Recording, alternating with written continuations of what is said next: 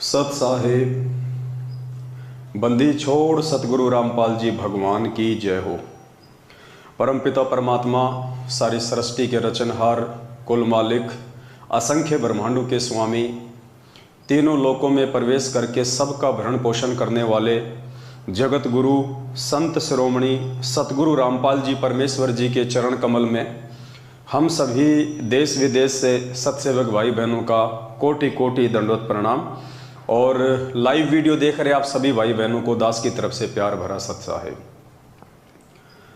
पुण्यात्माओं, ये दया है परमपिता परमात्मा की, जिनके शुभ आशीर्वाद से आप और हम सभी भगत भाई बहन बरवाला कांड 2014 की सच्चाई से परिचित हो पा रहे हैं।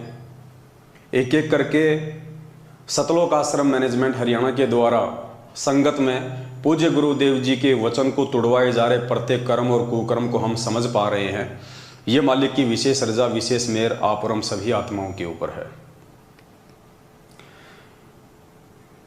कुछ भगत भाई बहन लाइव जुड़ जाएं,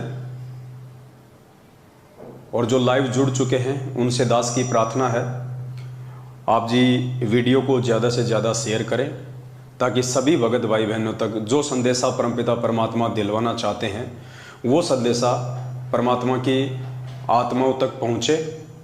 और जिस मकसद के लिए परमात्मा ने हम सत्सेवकों को खड़ा किया है, जो सात संगतियाँ पूज्य गुरुदेव जी रखवा रहे हैं, उन सात संगतियों का लाभ भगत समाज को मिले। तो जैसे जैसे आप भाई बहन जुड़ते जाएं, वैसे वैसे आप जी एक बार वीडियो को ज़्यादा से ज़्यादा शेयर भी करते रहें। वैसे तो आज दिन में दास ने थोड़ा बहुत हिंट आप सभी भाई बहनों को लाइव आके दे दिया था, और आज का जो विषय है, आज का जो मुद्दा है वो उत्तराखंड को लेके है। उत्तराखंड के स्टेट कोऑर्डिनेटर, संभागीय कोऑर्डिनेटर और नामदान संचालक को लेके है। उससे पहले दास कुछ एक बातें आप सभी भाई बहनों को बताना चाहेगा, आप जियों को समझाना चाहेगा। थोड़ा सा ध्यान से आप जी सुनने का जो है प्रयास करें। बहुत सारे भाई बहन अनजाने में, ना समझे में, भाववश ये कह देते हैं कि इस तरह की बातें जो जगत में वायरल होती हैं, जैसे कि आज का वीडियो, आज जिस प्रकार से उत्तराखंड के नामदान केंद्र के ऊपर एक युवा लड़की की नामदान संचालक के द्वारा जो मसाज की जा रही है, दास ने दिन में थोड़ा हिंट दिया था, वीडियो आप जी को मैं अब दिखाऊंगा। तो कुछ एक भाई बहनों की शंका रहती है कि इस तरह के वीडियो से कहीं ना कहीं गुरुदेव की जगत में बदनामी होती है, तो इस तरह के वीडियो को अवॉइड किया जाए। तो दास उन सभी भाई बहनों से करबद्ध प्रार्थना करता है, निवेदन करता है कि गुरु जी की बदनामी की चिंता आप लोग ना करें बिल्कुल भी। परमात्मा की इज्जत बढ़ती है या परमात्मा बदनाम होते हैं, इसकी चिंता आप बिल्कुल भी ना करें। और रही बात बेइज्जती की, अगर भगवान की भी बेइज्जती होती है तो फिर भाई 2014 बरवाला कांड में भगवान की जो बेइज्जती सतलोक आश्रम मैनेजमेंट हरियाणा के द्वारा, उनके कलयुगी परिवार वालों के द्वारा और आप और हमारे जैसे नासमझ मंदबुद्धि भक्तों के द्वारा जो हो चुकी है, उससे बढ़कर बेइज्जती वर्तमान में तो संभव नहीं है। तो गुरु जी की बदनामी की चिंता आप लोग ना करें। ये जो जगत वाले हैं ना, जगत वाले भाई बहन, जो आप कह रहे हैं कि जगत वालों को पता चलेगा तो गुरु जी की क्या इज्जत रहेगी, ये जगत वाले परमात्मा की उसी समय इज्जत करेंगे जब इन जगत वालों को हकीकत का पता चलेगा कि इस बेइज्जती का मुख्य कारण क्या है, रीजन क्या है। ये भी परमात्मा के बच्चे हैं, इनको भी सच्चाई का पता होना चाहिए। और जब तक इन भाई बहनों को, जगत वालों को सच्चाई का पता नहीं चलेगा, तब तक कैसे ये लोग सतगुरुदेव जी के नज़दीक आएंगे, कैसे ये लोग उनके सत्संग सुनना शुरू करेंगे। क्योंकि बेइज्जती का दो सबसे बड़ा दाग सतलोक आश्रम मैनेजमेंट हरियाणा ने 2014 बरवाला कांड के समय भोले भगत समाज को काले कपड़े पहना के, गुंडे मवाली बना के, गुरुदेव को इशार तारीख पे ना, जब जा रहे थे परमात्मा इशार तारीख पे, तो उनको ना जाने देना, उनको रोक के रखना, भगत भाई बहनों को ढाल के रूप में इस्तेमाल करना। तो सबसे बड़ी जो बेइज्जती थी, जो बदनामी थी, वो स्वयं गुरुदेव का परिवार उन पे 2014 में लगवा चुका है। अब तो वो बदनामी के जो दाग हैं धीरे धीरे वो धोए जा रहे हैं कि वास्तव में वो दागी कौन हैं, वो बदमाश लोग कौन हैं, वो असल में गुरुद्रोही लोग कौन हैं, जो आज पूज्य गुरुदेव जी की देश और दुनिया में निंदा और बदनामी का कारण बने हुए हैं और खुद भगोड़े बन के घूम रहे हैं, संगत के दान पे ऐसो आराम कर रहे हैं। आज तो उनकी पोल पट्टी खुलनी है भाई, और वो तो खुल के रहेगी। तो मेरी विशेषकर प्रार्थना है उन भाई बहनों से जो इस तरह की सोच अभी भी रखते हैं अपने मन में। देखिए, परमात्मा जब धरती पे आते हैं तो नकली संतों की पोल खोलते हैं, उनके कुकर्मों को उजागर करते हैं। परमात्मा ने काल भगवान के कुकर्मों को उजागर किया। अब काल भगवान कौन है? वो भी तो हमारा भाई है। और परमात्मा दुर्गा के साथ में उसके जो संबंध थे, जिस प्रकार से उसने बलात्कार करने का प्रयास किया सतलोक में और फिर वहाँ उसकी दाल नहीं गली तो 21 ब्रह्मांड में आके उसने जबरन उसके साथ बलात्कार किया, 3 बच्चे पैदा किए, ब्रह्मा विष्णु महेश, और अपनी मैथुन सृष्टि शुरू की। तो आप तो ये भी कह दोगे कल को कि भाई गुरुजी ये गलत कर रहे हैं, गुरुजी को कोई अधिकार नहीं है इस प्रकार से किसी की इज्जत उछालने का, किसी की बेइज्जती करने का। तो ये कोई बात ना थोड़े ना हुई भाई।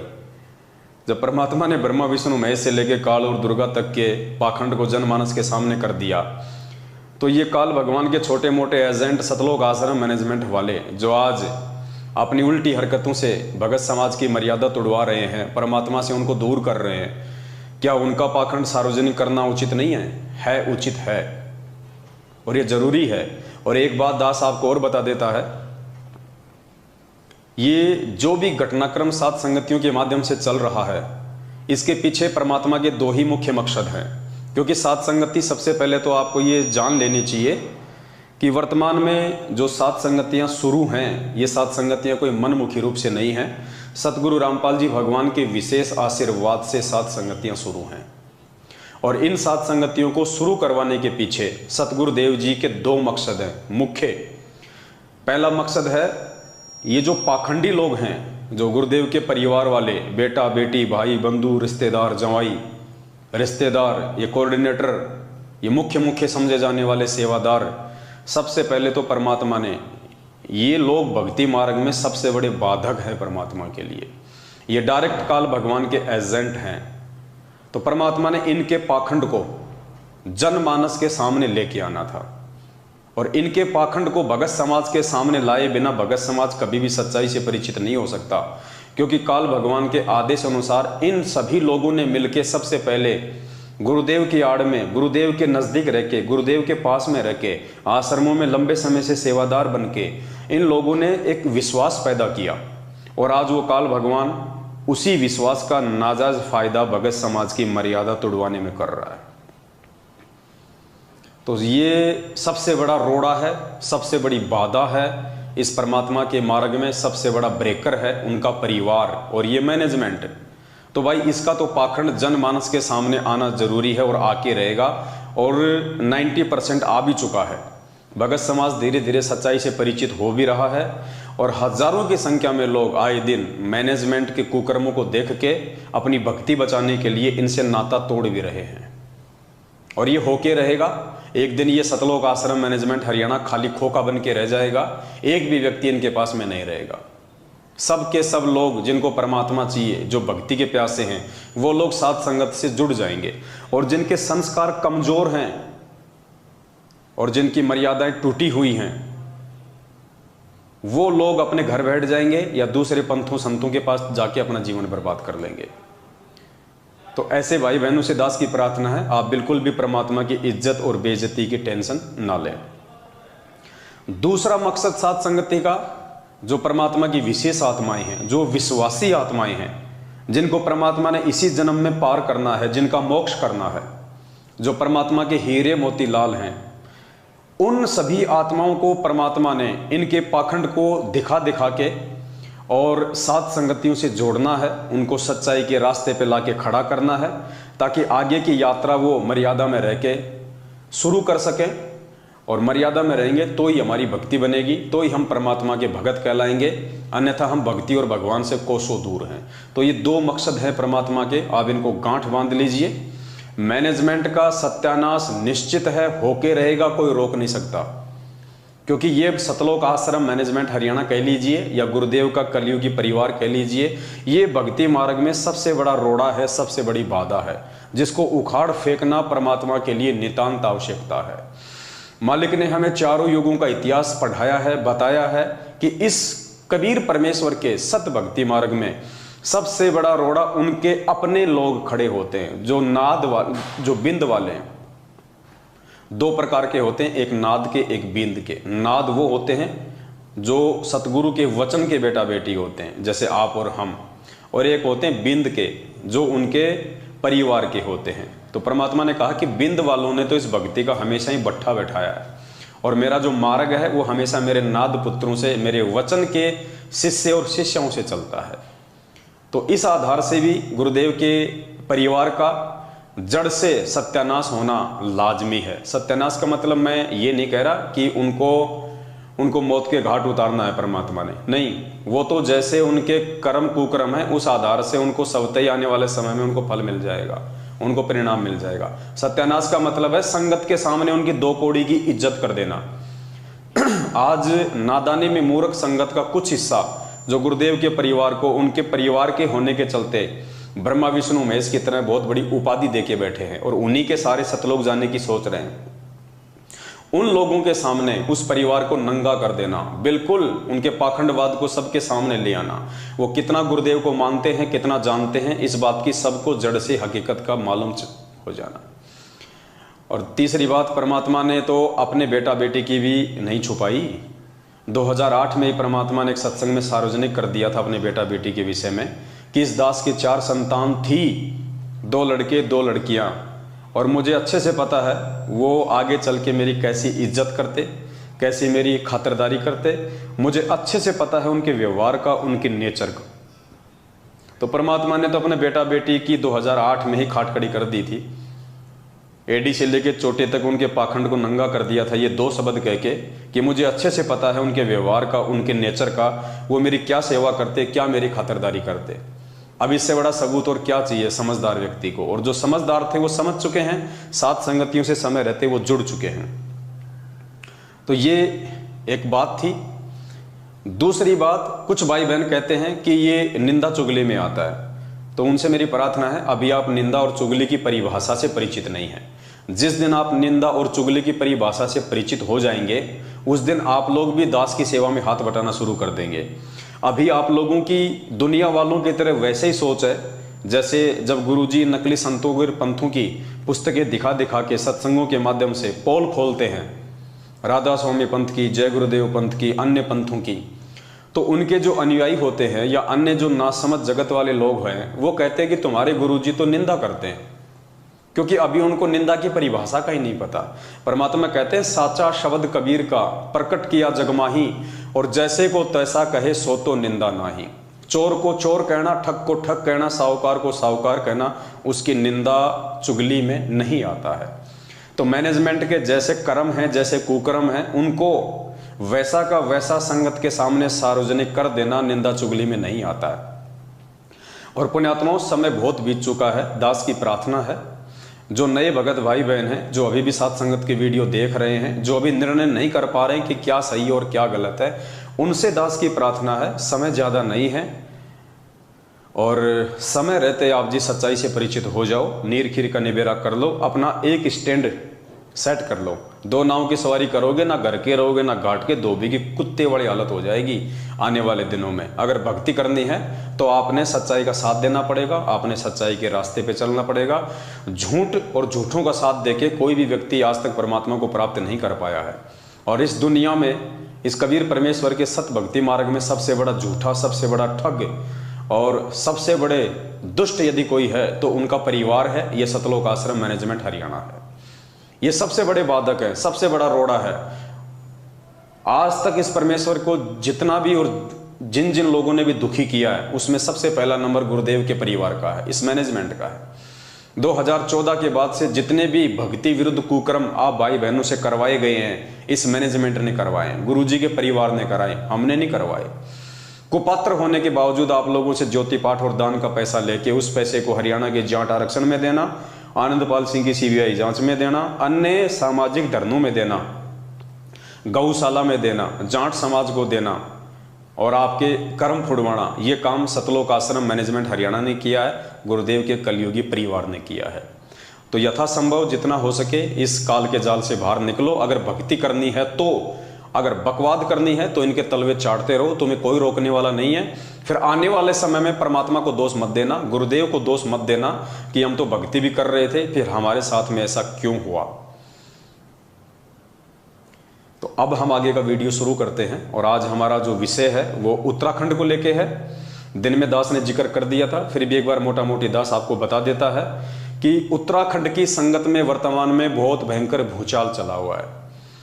हो सकता है 30% भाई बहनों को नहीं पता हो सच्चाई का, लेकिन 60 से 70% उत्तराखंड की संगत में भूचाल मचा हुआ है और संगत अच्छे से जान रही है, पहचान रही है कि ये जितने भी सेवादार के नाम पे कोऑर्डिनेटर हैं, नामदान संचालक हैं, सारे के सारे ठग हैं।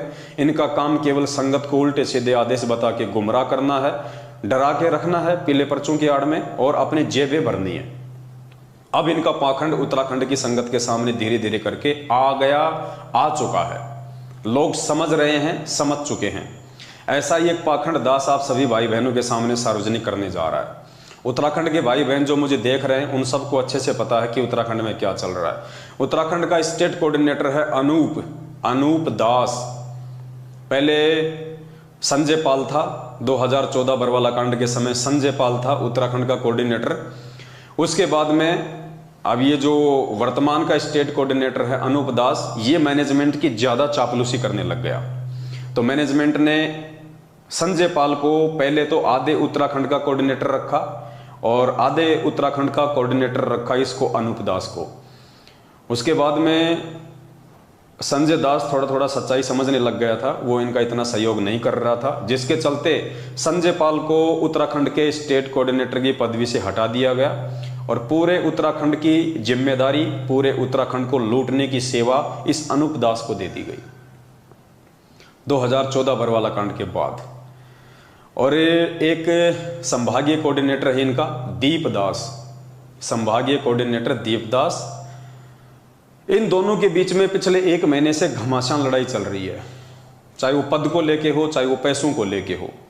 ज्यादातर उत्तराखंड की संगत को इस बात का पता है। इन दोनों के बीच में भयंकर लड़ाई झगड़ा चल रहा है। दोनों की आपस में माँ बहन होती है, माँ बहन की गालियों से ये बातें करते हैं, एक दूसरे की निंदा चुगली करते हैं और 20 लाख का गबन का आरोप उत्तराखंड के स्टेट कोऑर्डिनेटर अनूप दास ने दीप दास जो कि संभागीय कोऑर्डिनेटर है उसके ऊपर लगा रखा है।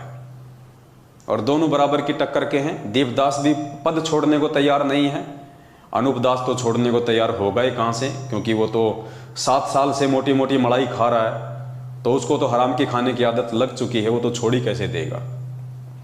तो दोनों के बीच में पैसों को लेके भयंकर मारामारी हो रही है। उत्तराखंड का स्टेट कोऑर्डिनेटर नहीं चाहता है कि अनूप दास दीप दास उत्तराखंड का संभागीय कोऑर्डिनेटर रहे, इसलिए उसको हटाने की तैयारी चल रही है। और संगत के सामने जैसे ये सारी बातें आई तो संगत ने भी ये अपना मूड बना लिया कि इन दोनों को हटाया जाए। लेकिन बात वही है, अगर और किसी को चूज करोगे और किसी को कोऑर्डिनेटर बनाओगे तो वो भी यही काम करेगा जो ये कर रहे हैं वर्तमान में, क्योंकि ये नामदान संचालक, ये जो जितने भी नामदान केंद्र हैं ये गुरुदेव के आदेश से है ही नहीं। इसलिए आप जितने भी नामदान केंद्र खोलोगे, जितने भी नामदान केंद्रों पे इन लोगों को बैठाओगे, ये सब के सब लोग संगत को ही ठगेंगे और इनका दूसरा कोई काम नहीं है काल प्रेरणा से। ये आप लोगों को भक्ति मार्ग की बातें नहीं बता सकते, आप लोगों को ज्ञान की बातें नहीं बता सकते। ये केवल आपकी मर्यादा तोड़वा सकते हैं, आपको भक्ति और भगवान से धीरे धीरे करके दूर लेके जा सकते हैं। तो आजकल हो क्या रहा है कि अनूप दास का एक रिश्तेदार है जोगा दास।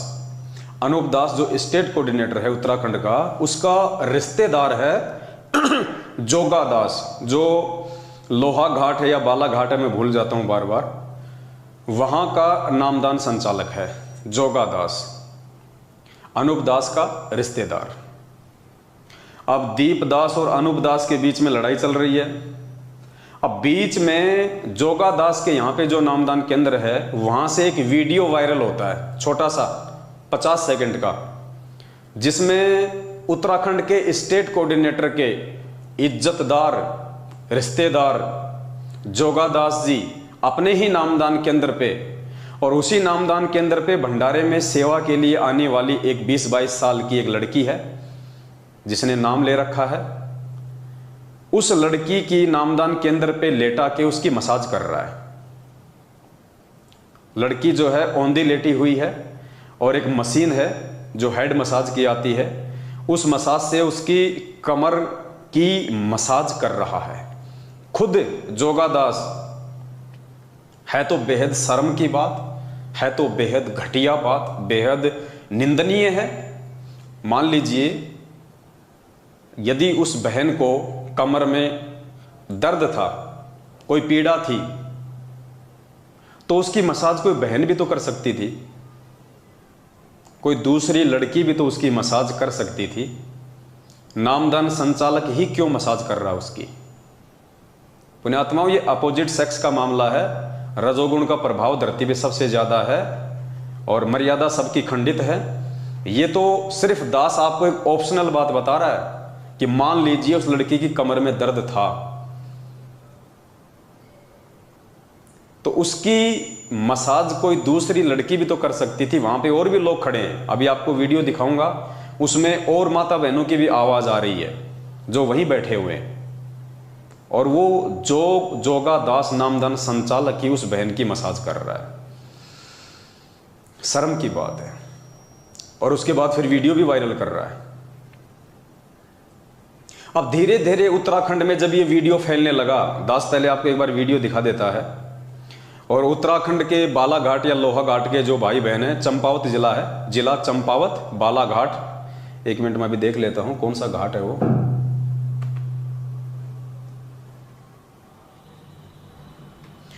ये नामदान केंद्र या मसाज केंद्र जोगादास नामदान संचालक लोहाघाट है, लोहाघाट नामदान केंद्र है ये, जिला चंपावत उत्तराखंड।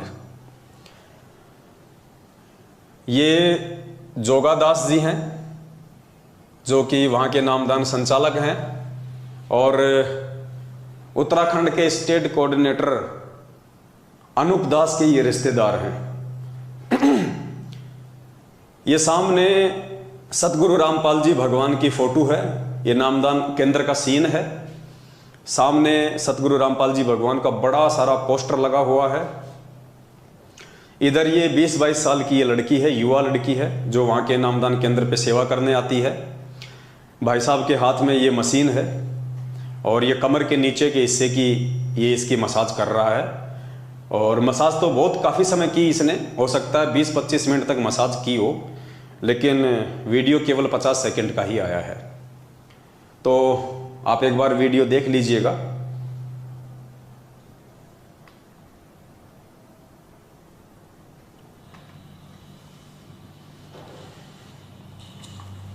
ये देखिए जोगादास जी, हमारी युवा बहन है, 20-25 साल की, भंडारे में सेवा करती है, खुद उसकी मसाज कर रहा है। कहाँ मसाज कर रहा है ये भी देख लीजिए। लड़की हंस भी रही है, आवाज आएगी।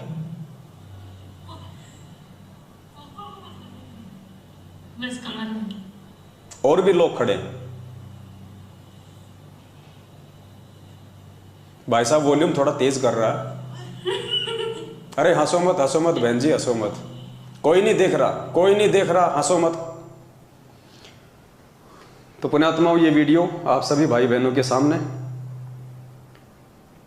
जो उत्तराखंड के लोग हैं वो अच्छे से जानते हैं इनको, अच्छे से पहचानते हैं इनको, इसलिए ये कोई झूठा वीडियो नहीं है, ये कोई फर्जी वीडियो नहीं है। अब ये शर्म की बात है, ये सोचने की बात है। ये लोग इतने काल प्रेरित हो चुके हैं रजोगुण के प्रभाव से, इनको इतनी भी तमीज नहीं है, इनको इतनी भी कॉमन सेंस नहीं है कि एक युवा लड़की जो 20 से 25 साल की उम्र की है, नामदान केंद्र पे सेवा करती है, और मान लीजिए कि किसी कारण से इस लड़की की कमर में दर्द भी हो रहा होगा, चलो हम ये मान लेते हैं, तो भी इस नालायक व्यक्ति को, इस मूर्ख प्राणी को ये शर्म आनी चाहिए थी इस लड़की की खुद मसाज करते हुए। इसके घर में इसकी पत्नी भी है, इसके घर में इसकी बेटी भी होगी, नामदान केंद्र पे और भी माता बहनों की आवाज आ रही है, क्या वो मसाज नहीं कर सकती थी? क्या ये मशीन कोई कंप्यूटर से चलती है क्या, जो केवल जोगा दास को ही मालूम है, इसको यही इसका एक्सपीरियंस होल्डर है? और दूसरी बात पुण्यात्माओं, अगर ये मसाज के अंदर नहीं है, अगर ये नामदान के अंदर मसाज के अंदर नहीं है, तो जोगा दास के घर में ये मशीन का क्या काम है? ये मशीन तो नाई की दुकान पे होनी चाहिए। इस मशीन से तो नाई लोग मसाज करते हैं। पहली बात तो भगत को कोई मतलब ही नहीं है अपने घर पे मसाज की मशीन रखने का, तो ये मशीन क्यों रखी हुई है? इससे आइडिया लगा सकते हैं आप लोग। ये मसाज के बहाने ये लोग किस क्रिया को जन्म दे रहे हैं? मसाज के बहाने इन नामदान केंद्रों पे क्या चल रहा है? ये नामदान संचालक नहीं है, ये काल भगवान के एजेंट हैं।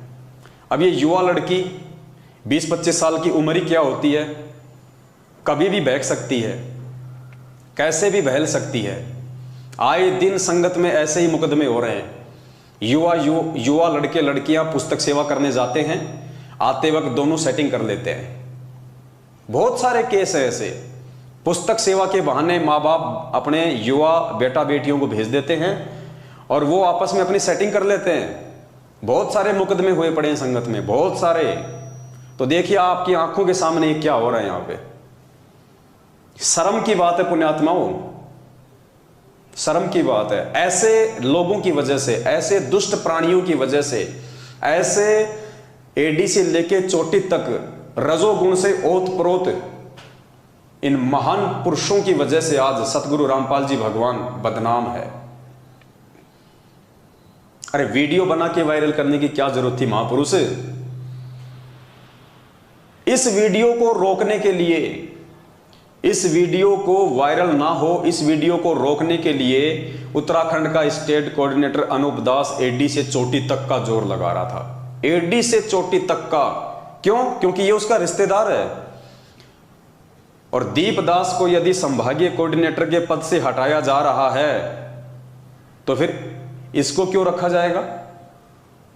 इसलिए इस वीडियो को उसने बहुत सारी जगहों से उसने डिलीट भी करवाया, बहुत सारे लोगों पे उसने दबाव भी डाला गुरुजी का आदेश बता के कि इस वीडियो को आगे शेयर ना किया जाए वरना नामखंड हो जाएगा। क्यों? क्योंकि इसके रिश्तेदार की इज्जत पे आन पड़ी है। अगर दीपदास को हटाना है तो फिर रिश्तेदार को भी हटाना पड़ेगा। अब रिश्तेदार को हटा नहीं सकता क्योंकि रिश्तेदार उसको पैसे कमा कमा के दे रहा है, रिश्तेदार भी अच्छे तरीके से मसाज कर रहा है, बढ़िया, उसका भी मन बहल रहा है। इसलिए 1 महीने से उत्तराखंड के स्टेट कोऑर्डिनेटर अनूप दास और संभागीय कोऑर्डिनेटर दीपदास के बीच में 36 का आंकड़ा हो रखा है। अपने इस सारी गंदगी के बीच में कौन पिस रहा है, कौन मर रहा है? नुकसान किसका है? परमात्मा का और संगत का। सबसे बड़ा नुकसान संगत का।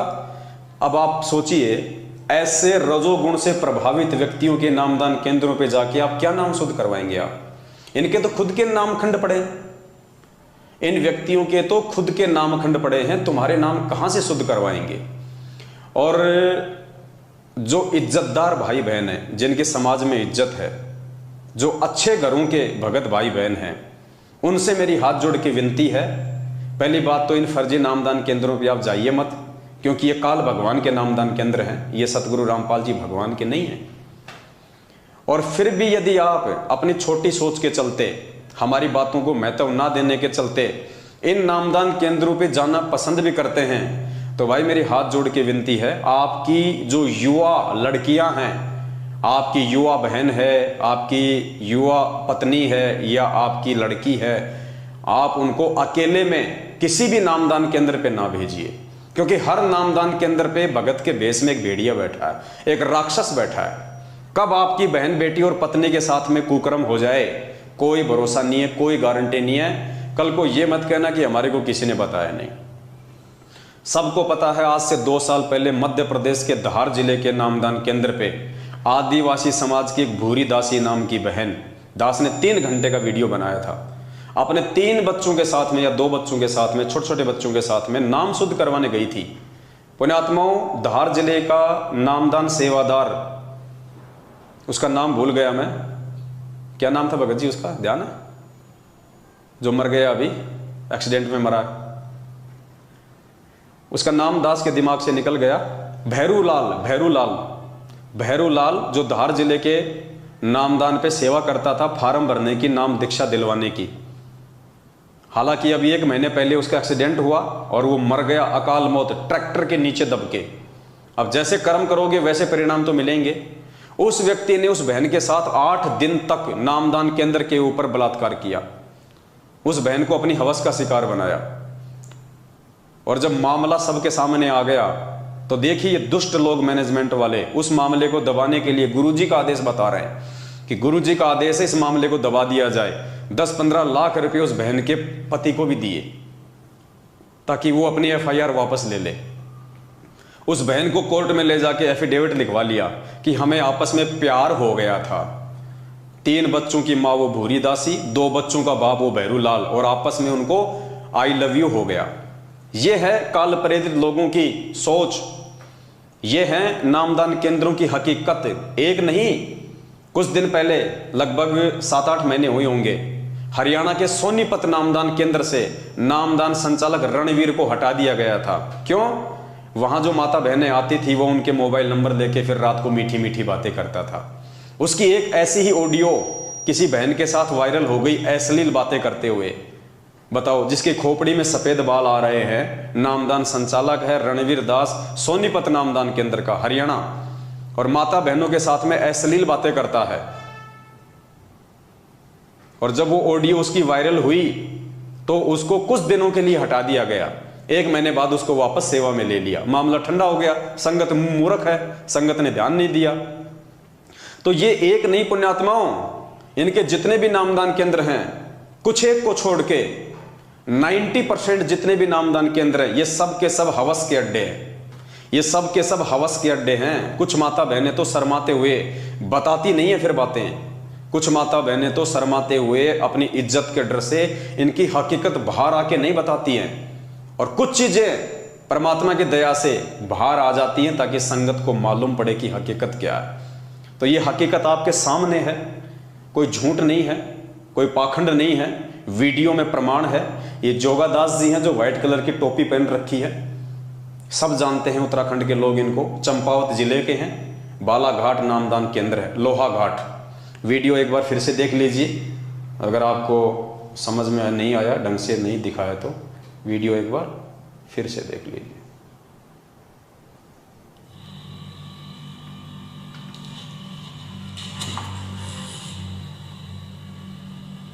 आप ऐसे दर्द हो गया?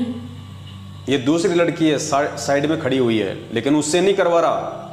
और देखिए कहाँ कहाँ मशीन चला रहा है, शर्म की बात है।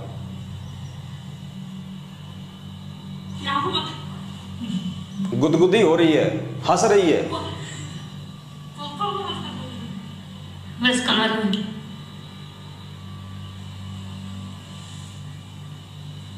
अरे वॉल्यूम ज्यादा मत कर, रहने दे भाई, वॉल्यूम ज्यादा मत कर। अरे धीरे धीरे धीरे धीरे धीरे, और भी लोग देख रहे हैं, लाखों लोग देख रहे हैं, धीरे हंसो मत। तो ये है पुण्यात्माओं हकीकत इन फर्जी नामदान केंद्रों की। आए दिन दास कुत्ते की तरह भोगता रहता आप सभी भाई बहनों को। और निवेदन करूंगा, फिर से निवेदन करूंगा, जो इज्जतदार भाई बहन हैं जिन्होंने गलती से इन फर्जी नामदान केंद्र से नाम दीक्षा ले ली ऑनलाइन या वहां जाके, प्रार्थना है अपनी माता बहनों को, अपनी बेटियों को अकेले में, कम से कम अकेले में इन नामदान केंद्रों पे भेजने की महा गलती ना करें। कब आपकी घर की इज्जत को बाजार में नंगा कर दिया जा सकता है, कोई भरोसा नहीं है, कोई भरोसा नहीं है। ये राक्षस लोग हैं। अरे जो सतगुरु रामपाल जी भगवान के साथ में दगा कर सकते हैं, उनकी संगत के साथ में दगा कर सकते हैं, आपकी बहन बेटियां उनके लिए क्या महत्व रखती हैं? तो दास की प्रार्थना है, थोड़ा बचिए इन लोगों से और बचाइए अपने घर की इज्जत को इन फर्जी नामदान केंद्रों पे भेज के। और पुण्यात्माओं, समय रहते साथ संगति से जुड़ जाओ। और एक बार आप साथ संगति से जुड़े, आपको किसी नामदान केंद्र पे जाने की जरूरत नहीं है, आपको कहीं कोई नाम शुद्ध करवाने की जरूरत नहीं है। क्योंकि जिस दिन आप साथ संगति से जुड़ जाओगे, सत्य से परिचित हो जाओगे, आपकी आत्मा इतनी दृढ़ हो जाएगी और साथ संगति से जुड़ने के चलते आपको इतना विश्वास हो जाएगा, आप जिंदगी में मर्यादा खंडित नहीं करोगे। और जो मर्यादा खंडित नहीं करेगा उसको क्या जरूरत है फर्जी नामदान केंद्रों पे धक्के खाने की, अपनी इज्जत उतरवाने की। तो देखिए कैसे नंगा नाच इन नामदान केंद्रों पे चल रहा है, कैसा नंगा नाच। कॉमन सेंस भी नहीं है इन लोगों को, काल इस कदर इनकी बुद्धि पे सवार है, इनको कॉमन सेंस भी नहीं है कि हो क्या रहा, हम क्या कर रहे हैं, हम किस रास्ते पे जा रहे हैं। ये परमात्मा की विशेष मेहर समझ लेना पुण्यात्माओं, जो ये वीडियो बाहर निकल के आया है, वरना इस वीडियो को रोकने के लिए तो लाखों रुपए बर्बाद कर दिए मैनेजमेंट ने, संगत का लाखों रुपया, कि ये वीडियो संगत में वायरल ना हो। लेकिन भाई होने को कौन रोक सकता है? जब परमात्मा खुद ही चाह रहे हैं वीडियो को वायरल करवाना, तो भाई तुम्हारी क्या औकात है कि तुम 1 लाख क्या 1 करोड़ रुपया खर्च कर दो, वीडियो नहीं रुकने वाला। तो ये विशेषकर उत्तराखंड की संगत को तो समझ में आ जाना चाहिए पुण्यात्माओं, आप लोगों के जीवन के साथ में क्या खिलवाड़ किया जा रहा है, आप लोगों को कहां बैठाया जा चुका है काल भगवान की गोद में। अरे किस बात से डरते हो आप लोग, किस बात की चिंता है आप लोगों को? अरे नाम आपको संत रामपाल जी भगवान ने दिया, ज्ञान आपको संत रामपाल जी भगवान ने दिया, सतलोक आपको संत रामपाल जी भगवान लेके जाएंगे। तुम चापलूसी इन 2 कोड़ी के जीवों की क्यों कर रहे हो? तुम इनकी गुलामी क्यों कर रहे हो भाई? किस बात का डर है तुम्हें, किस बात का भय है? ये छोटे छोटे एजेंट हैं, ये तो छोटे छोटे एजेंट पृथ्वी लोक पे। कल को जब शरीर छोड़ोगे, त्रिकुटी पे जाओगे, तो परमात्मा कहते हैं 14 करोड़ यम के दूत मिलेंगे, 14 करोड़। उनका सामना कैसे करोगे भाई साहब? उनका सामना कैसे करोगे जब पृथ्वी लोक पे इन 2 कोड़ी के जीवों का सामना नहीं कर पा रहे तुम? आंखों देखने के बाद भी सच को सच कहने की तुम्हारी हिम्मत नहीं है, तुम कहां से सतलोक प्राप्त करोगे? ऐसी आत्माओं को तो परमात्मा तुरंत रिजेक्ट करता है जो सच को सच नहीं कह सकते, आंखों देखने के बाद भी, प्रमाण देखने के बाद भी। जब से गुरुदेव जेल गए हैं तब से लेके आज तक आप लोगों को जितने भी आदेश सुनाए गए हैं, क्या कोई भी आदेश आपने गुरुदेव के मुख कमल से सुना है? क्या आप में से कोई भी व्यक्ति हिसार जेल में गया है गुरुदेव से सुनने के लिए कि यह आदेश सही है गलत है? सिर्फ देखा देखी, भेड़ चाल। भाई 650 साल पहले के इतना ऐसी लात लगेगी, असंख्य युग बीत जाएंगे यहां गधे कुत्ते सुअर बनते हुए। परमात्मा कहते हैं जब तक ना देखे निज नैना तब तक ना माने अपने गुरु के बहना। परमात्मा यहां तक कहते हैं कि अपने गुरु की बातों पे भी तब तक यकीन ना करो जब तक अपनी आंखों से ना देख लो। थर्ड पर्सन कुछ भी बोले उस पर यकीन नहीं करना। कोई भी ऐरा गहरा व्यक्ति एक पीला पर्चा कंप्यूटर से टाइप करके तुम्हें निकाल देता है और नीचे लिख देता है संत रामपाल दास, वो गुरुजी का आदेश हो गया। मैं बना दूं पीला पर्चा और नीचे लिख देता हूं संत रामपाल दास और कह देता हूं जितनी भी संगत है सब अपनी प्रॉपर्टीज पवन दास के नाम पे कर दो, एक भी कर देगा क्या? तो क्यों? तुम मूर्ख हो, तुम गधे हो, तुम्हारी बुद्धि उस स्तर की काम नहीं कर रही। रह जाओगे, रोगे सिर पे हाथ रख के बाद में, बता रहा हूं तुम्हें, कुछ हाथ नहीं लगेगा। ये परीक्षा चल रही है, परीक्षा, मजाक नहीं चल रहा। 2014 के बाद से भगवान हमारी कदम कदम पे परीक्षा ले रहा है, इसको मजाक मत समझ लेना। रह जाओगे, रोगे सिर पे हाथ रख के, कुछ नहीं मिलेगा बाद में। फिर कहते रहना अरे यार वो पवन दास तो बिल्कुल ठीक कहा करता था, अरे यार हमने ध्यान ही नहीं दिया। अब फिर बाद में भगवान ध्यान नहीं देगा। आज अगर तुम ध्यान नहीं दे रहे ना तो कल को परमात्मा ध्यान नहीं देगा। सिर पे हाथ रख के रोगे, धरती पे ठिकाना नहीं होगा। ये भगवान किसी का सगा नहीं है। तो उत्तराखंड के भाई बहनों से मेरी हाथ जोड़ के विनती है, मेरी प्रार्थना है, पुण्यात्माओं इस काल के जाल से बाहर निकलो। अरे मेरा क्या स्वार्थ है भाई? तुम लोगों ने मुझे ज्योति का पैसा दिया क्या? पाठ का पैसा दिया क्या? दान का पैसा दिया क्या? किस बात से नफरत भैया? किस बात से मुंह छुपा के बैठे हो? मैं तुम्हारा जेठ हूं क्या? मेरे से शर्म आती है क्या तुम्हारे को? हैं जो पवन दास का मुंह देख लोगे तो नाम खंड हो जाएगा। मैं तुम्हारा जेठ लगता हूं? तुम तो काल भगवान से भी इतने नहीं डरते जितना मुझ पवन दास से डरते हो। तो भक्ति क्या खाक करोगे जब तुम मेरे से पृथ्वी लोक पे इतना डर रहे हो? तो ऊपर जाओगे और काल भगवान मिलेगा और उसके एजेंट मिलेंगे, तब तो तुम्हारा सब कुछ एक हो जाएगा, तुम कहां टिक पाओगे उनके सामने। जब पवन दास के वीडियो देखने की तुम हिम्मत नहीं कर सकते, पवन दास से बात करने की तुम हिम्मत नहीं कर सकते, तुम्हें इतना भय है, अरे ऊपर जाओगे 21 ब्रह्मांड के स्वामी से तो तुम नजर भी नहीं मिला पाओगे, तुम्हारी पतलून गीली हो जाएगी उसको देखते ही। ये रिहर्सल चल रही है, परमात्मा रिहर्सल करवा रहा है सत्य असत्य की, धर्म और अधर्म की लड़ाई है। रोगे बात में सिर पे हाथ धर के, कुछ नहीं मिलेगा। तो उत्तराखंड वाले भाई बहनों से मेरी प्रार्थना है थोड़ा समझे इन चीजों को। और दूसरा ये देखिए, दास आपको पिछली बार भी ये दिखाना चाहता था लेकिन आपको दिखा नहीं पाया, मूर्खता की हद होती है।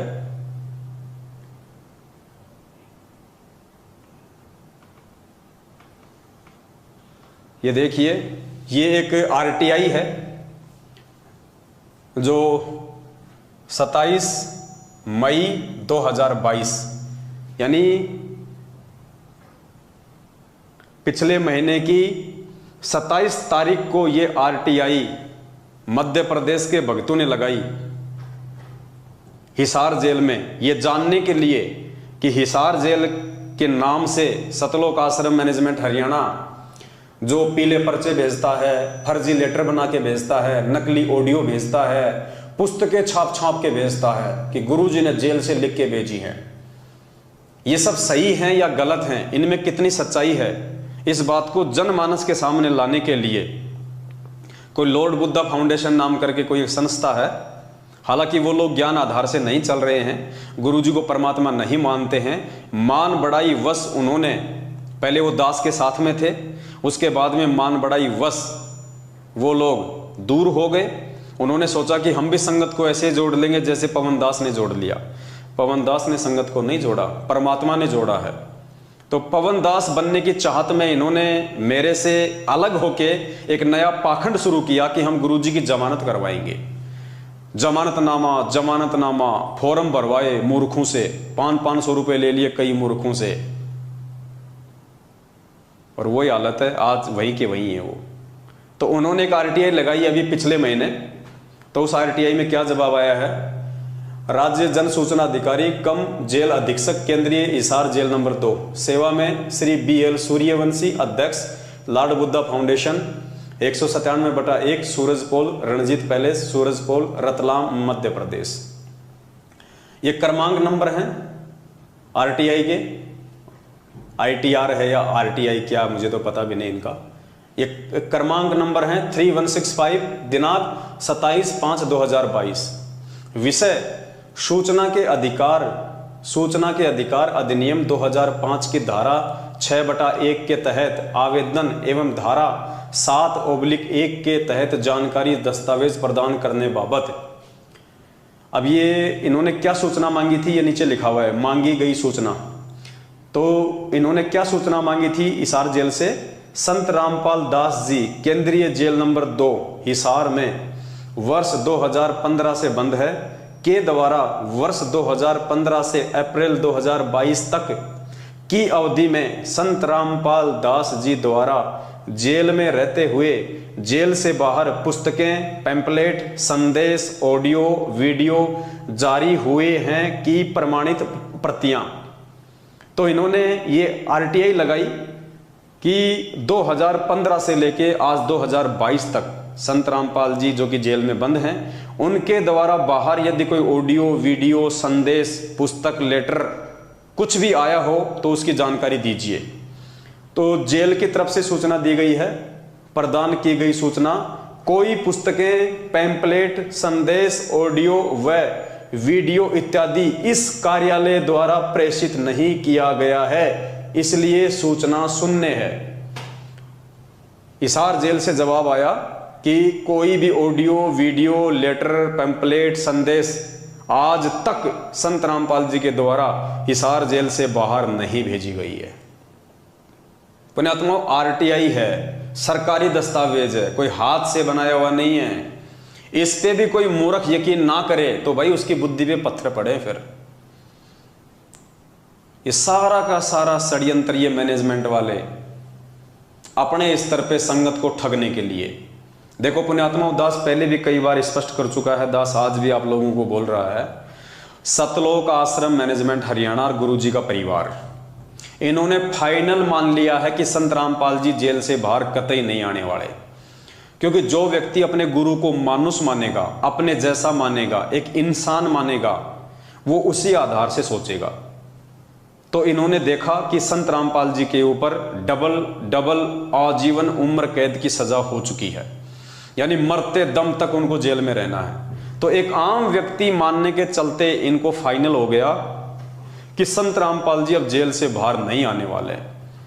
अब संगत को हाथ से मत जाने दो, संगत का फायदा उठाओ। तो इन्होंने गुरुजी के आदेशों की आड़ में ये पैम्पलेट, पुस्तक, संदेश, ऑडियो, ये एक इन्होंने ड्रामा रचा कि संगत मूर्ख है, संगत भोली है, हम गुरुजी के परिवार वाले हैं, हम कोऑर्डिनेटर हैं, हम स्टेट कोऑर्डिनेटर हैं, संगत मूर्ख है, हमारे ऊपर ही विश्वास करेगी कि ये तो गुरुजी का भाई है, ये तो गुरुजी की बेटी है, ये तो गुरुजी का जवाई है, ये तो स्टेट कोऑर्डिनेटर है, आश्रम में गुरुजी के साथ में सेवा करता था, हमने इसको बहुत देखा आश्रम में। तो संगत हमारे ऊपर विश्वास करेगी और हम गुरुजी के आदेशों की आड़ में संगत को जम के लूटेंगे। और ये लूट पिछले 8 वर्षों से अनवरत जारी है।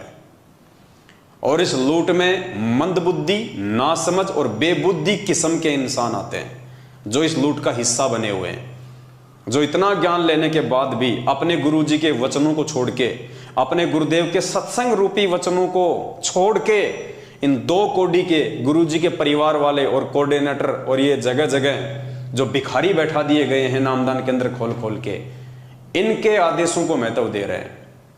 पुण्यात्माओं, कहां सतलोक जाओगे? ये रिहर्सल हो रही है, परमात्मा हमसे अभ्यास करवा रहा है कि जब तुम यही ठगे जा रहे हो तो ऊपर तुम कैसे साहूकार बनोगे? जब तुम यही नहीं समझ पा रहे कि मेरे गुरुदेव ने 27 साल से मुझे क्या पाठ पढ़ाया, बेटा राजनीति नहीं करनी, राजनीति बहुत गंदा खेल है, भगत को राजनीति से दूर रहना चाहिए, जगतकार भगत का 36 का आंकड़ा है, ना गलत काम करना, ना गलत काम में सहयोग देना। और तुम्हारे को एक पीला पर्चा निकाल के और राजनीति करवा के कि बीजेपी को ही वोट देना है। और एक पर्चे में तो इन महापुरुषों ने यहां तक लिख दिया कि जिन जिन भक्तों ने बीजेपी को वोट नहीं दिया उनका तो जिंदगी में कभी नाम ही शुद्ध नहीं होगा। गुरुजी का आदेश बता दिया। कमाल हो गया भाई, बताओ। राजस्थान का एक गैंगस्टर जो पुलिस एनकाउंटर में मारा गया था 4-5 साल पहले, आनंदपाल सिंह, बताओ उस गैंगस्टर का हम भक्तों का क्या संबंध? लेकिन उस गैंगस्टर की सीबीआई जांच के समर्थन में तकरीबन 2000 भक्तों को राजस्थान के अजमेर में राजपूत करनी सेना की रैली में खड़ा कर दिया गया। और एक 2.5 फुट का आदमी, एलडी जोधपुर वाला लक्ष्मण दास, वो भी राजपूत, उस राजपूतों की सभा में मैनेजमेंट ने उस 2.5 फुट के आदमी को खड़ा कर दिया। 5 लाख रुपए का चेक भगत समाज के दान का उन राजपूतों को दिया। अब वो राजपूत क्या करेंगे भाई? धर्म भंडारे में लगाएंगे या शराब पिएंगे, राजनीति में लगाएंगे, उल्टे कामों में लगाएंगे। इसलिए आज ये संगत अकाल मौतों का कहर झेल रही है। इसलिए संत रामपाल जी भगवान की संगत में जितनी लाशें उठ रही हैं, इतनी तो नकली संतों की संगत में भी नहीं उठ रही। अकाल मौत, जबकि ये भगवान तो गारंटी देता है कि मेरे से नाम उपदेश लेने के बाद यदि आप मर्यादा में रहोगे, काल आपको छू भी नहीं सकता, काल आपको हाथ भी नहीं लगा सकता। यह परमात्मा का वचन है। फिर क्यों अकाल मौत हो रही है? क्यों आए दिन सारनामी लोग, सतनामी लोग गाड़ियों के नीचे एक्सीडेंट होके मर रहे हैं, अकाल मौत मर रहे हैं, बीमारियों से मर रहे हैं? क्यों? क्योंकि इस सतलोक आश्रम मैनेजमेंट हरियाणा ने तुम्हारी मर्यादा तोड़वा रखी है। तुम्हें ना घर का छोड़ा, ना घाट का छोड़ा, तुम्हें धोबी का कुत्ता बना के छोड़ दिया इन लोगों ने। तो पुण्यात्माओं, समझ जाओ, हमारा तो केवल एक प्रयास है आप लोगों से विनती करने का। उसके बाद में देखिए एक पीला पर्चा,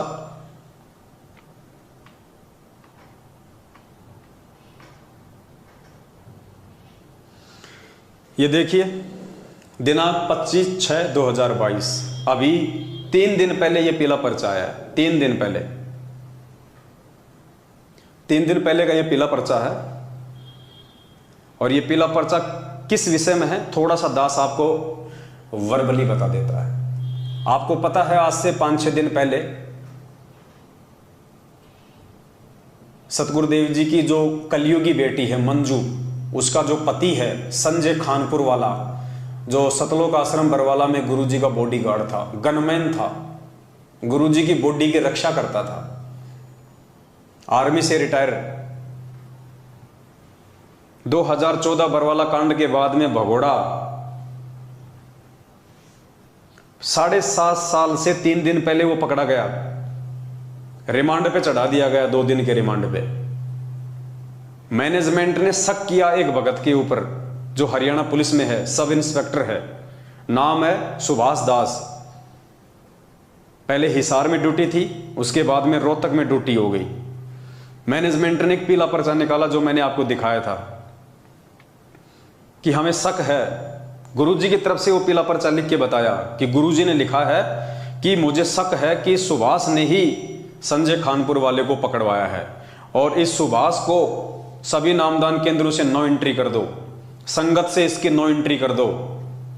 इसने तो सांप का काम किया, सांप का, आस्तीन के सांप का काम किया है। वो पीला पर्चा मैंने आपको पढ़ाया। 2 दिन बाद एक दूसरा पीला पर्चा आ गया। ये 2 दिन बाद सत साहेब सर्व संगत को दास का शुभ आशीर्वाद, परमेश्वर कबीर जी में आपकी आस्था और दृढ़ हो।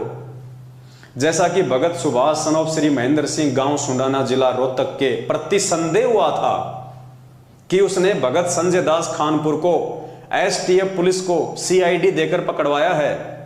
ये लो जी, उस लेटर में तो क्या लिखा था हिसार जेल से इन लोगों के अनुसार गुरुजी ने कि हमें शक है कि सुभाष ने संजय को पकड़वाया है एसटीएफ टीम रोहतक के द्वारा, सूचना देके, मुखबिर बनके, और सभी नामदान केंद्रों से इसकी नो एंट्री कर दो। और अब क्या आ गया, कहते हैं उसके प्रति हमें संदेह हुआ था। अब कह रहे हैं कि हमारा जो शक था वो बेकार था। मतलब गुरुजी को इन्होंने 2 कोड़ी का एक सामान्य सा प्राणी साबित कर दिया। पहले वाले पीले पर्चे में तो लिख के बता दिया कि गुरुजी कह रहे हैं कि मुझे शक है कि इसी ने संजय को पकड़वाया है। इसके स्टाफ के लोग कह रहे हैं कि संजय ने पकड़वाया है, इसको संजय को सुभाष ने ही पकड़वाया है, कंफर्म है। और अब इस लेटर में गुरुजी माफी मांग रहे हैं। इस लेटर में गुरुजी अपनी गलती स्वीकार कर रहे हैं कि हमारा जो शक था वो गलत हो गया, सुभाष ने नहीं पकड़वाया। सुभाष को सभी नामदान केंद्रों पे वापस एंट्री कर दो। पुण्यात्माओं, शर्म आती है, शर्म शर्म। पिछले लेटर में तो लिख के बता दिया कि गुरुजी को शक हो गया, कंफर्म है, और इस लेटर में गुरुजी माफी मांग रहे हैं कि हमारा जो शक था वो गलत निकल गया। पुण्यात्माओं, विचार करो, ये लेटर कौन लिख रहा है? ये लेटर सतगुरु रामपाल जी भगवान नहीं लिख रहे। सतगुरु रामपाल जी भगवान के जो दुश्मन हैं इस आध्यात्मिक मार्ग में, काल भगवान के द्वारा छोड़े गए एजेंट, सबसे बड़ा एजेंट उनका खुद का भाई महेंद्र भगोड़ा वांटेड है अभी तक। उनका परिवार, बेटा बेटी, भाई बंधु, रिश्तेदार, ये सबसे बड़े एजेंट हैं, सबसे बड़े एजेंट हैं ये इस परमात्मा के, सबसे बड़े दुश्मन हैं इस परमात्मा की संगत को बर्बाद करने वाले। ये सारा का सारा गोरख धंधा चंद पैसों के लिए, माया के लिए इन लोगों ने शुरू किया हुआ है। ये इनका बिजनेस है, ये पीला पर्चा परमात्मा का आदेश नहीं है। अरे ऐसी घटिया बातें, ऐसी बेहुदा बातें, ऐसे दोगले विचार, ऐसे दोगले पीले पर्चे। 2 दिन पहले क्या लिखा रहा है, 2 दिन पहले कह रहे हैं कि बिल्कुल कन्फर्म है, उसी ने पकड़ाया है, उसी के स्टाफ के लोग कह रहे हैं, और अब कह रहे हैं मुझसे गलती हो गई, हमारा जो शक था, जो संदेह था वो गलत हो गया, माफी मांग रहे हैं। पुण्यात्माओं, ये परमात्मा को नीचा गिराने की काल भगवान की सूक्ष्म चाल है। और जो मंदबुद्धि आत्मा होंगी, जो मंदबुद्धि प्राणी होंगे, जो ये मानते हैं कि ये लेटर संत रामपाल जी हिसार जेल से भेज रहे हैं, वो परमात्मा से दूर हो जाएंगे, परमात्मा में दोष निकाल के। और जो समझदार होगा, जो बुद्धिमान होगा, वो एक एक शब्द को पकड़ लेगा कि ये शब्द किसी काल एजेंट के हैं या हमारे पूज्य गुरुदेव भगवान के हैं। तो पुण्यात्माओं ऐसे पीले पर्चों पे तो कुत्ता भी नहीं मुतता है, कुत्ता भी। और ये तुम लोग इसको गुरु जी का आदेश मान के पढ़ रहे हो। मैं कह रहा हूं कुत्ता भी मूतना पसंद नहीं करेगा ऐसे दोगले वचनों पे, कुत्ता भी। क्योंकि हमें विश्वास है कि ये हमारे बाप की भाषा नहीं है। मालिक कहते हैं हमारी भाषा वो लहे जो देसी मारा, कि हमारे वचन, हमारी भाषा, हमारे विचार वो समझेगा जो हमारे देश का होगा, जो सतलोक का होगा। तो पुण्यात्माओं आप लोगों की बुद्धि कहाँ फंसी पड़ी है? आप क्यों वो कव्य वाली भूमिका निभा रहे हो? क्या आपको अपने बाप की भाषा का भी नहीं पता? क्या आपको अपने बाप के वचनों का भी नहीं पता कि वो क्या लिखेगा? ये गुड्डा गुड्डी का खेल खेलने जेल में गए क्या संत रामपाल जी भगवान? 2 दिन पहले क्या जवाब देंगे, फिर 2 दिन बाद में क्या जवाब देंगे? कभी वो शक कर रहे हैं, कभी संदेह कर रहे हैं, कभी माफी मांग रहे हैं। क्या है ये नौटंकी है, ये पाखंड आडंबर, सिर्फ और सिर्फ परमात्मा को बदनाम करने के लिए। यही काल भगवान की चाल है, यही काल भगवान की चाल है। और धीरे धीरे धीरे धीरे जो मंदबुद्धि भगत हैं वो इस तरह की बातें सुन सुन के, इस तरह की बातें सुन सुन के और निष्कर्ष ना निकाल के, क्योंकि निष्कर्ष तो उस समय निकलेगा जब आप साध संगत से जुड़ोगे। बगैर साध संगत से जुड़े आप लाख जन्म भी इन पीले पर्चों का निष्कर्ष नहीं निकाल पाओगे। एक दिन आप खुद इस परमात्मा के मार्ग से दूर हो जाओगे, भगवान में बेवजह कमियां निकाल के। और यही चाल है काल भगवान की। उसका मेन टारगेट क्या है? आत्माओं को तोड़ना, आत्माओं को दूर करना, भगत समाज को दूर करना, परमात्मा की मर्यादाओं से दूर करना। और एक बार भगत परमात्मा की मर्यादा से दूर हुआ तो काल भगवान के जाल में।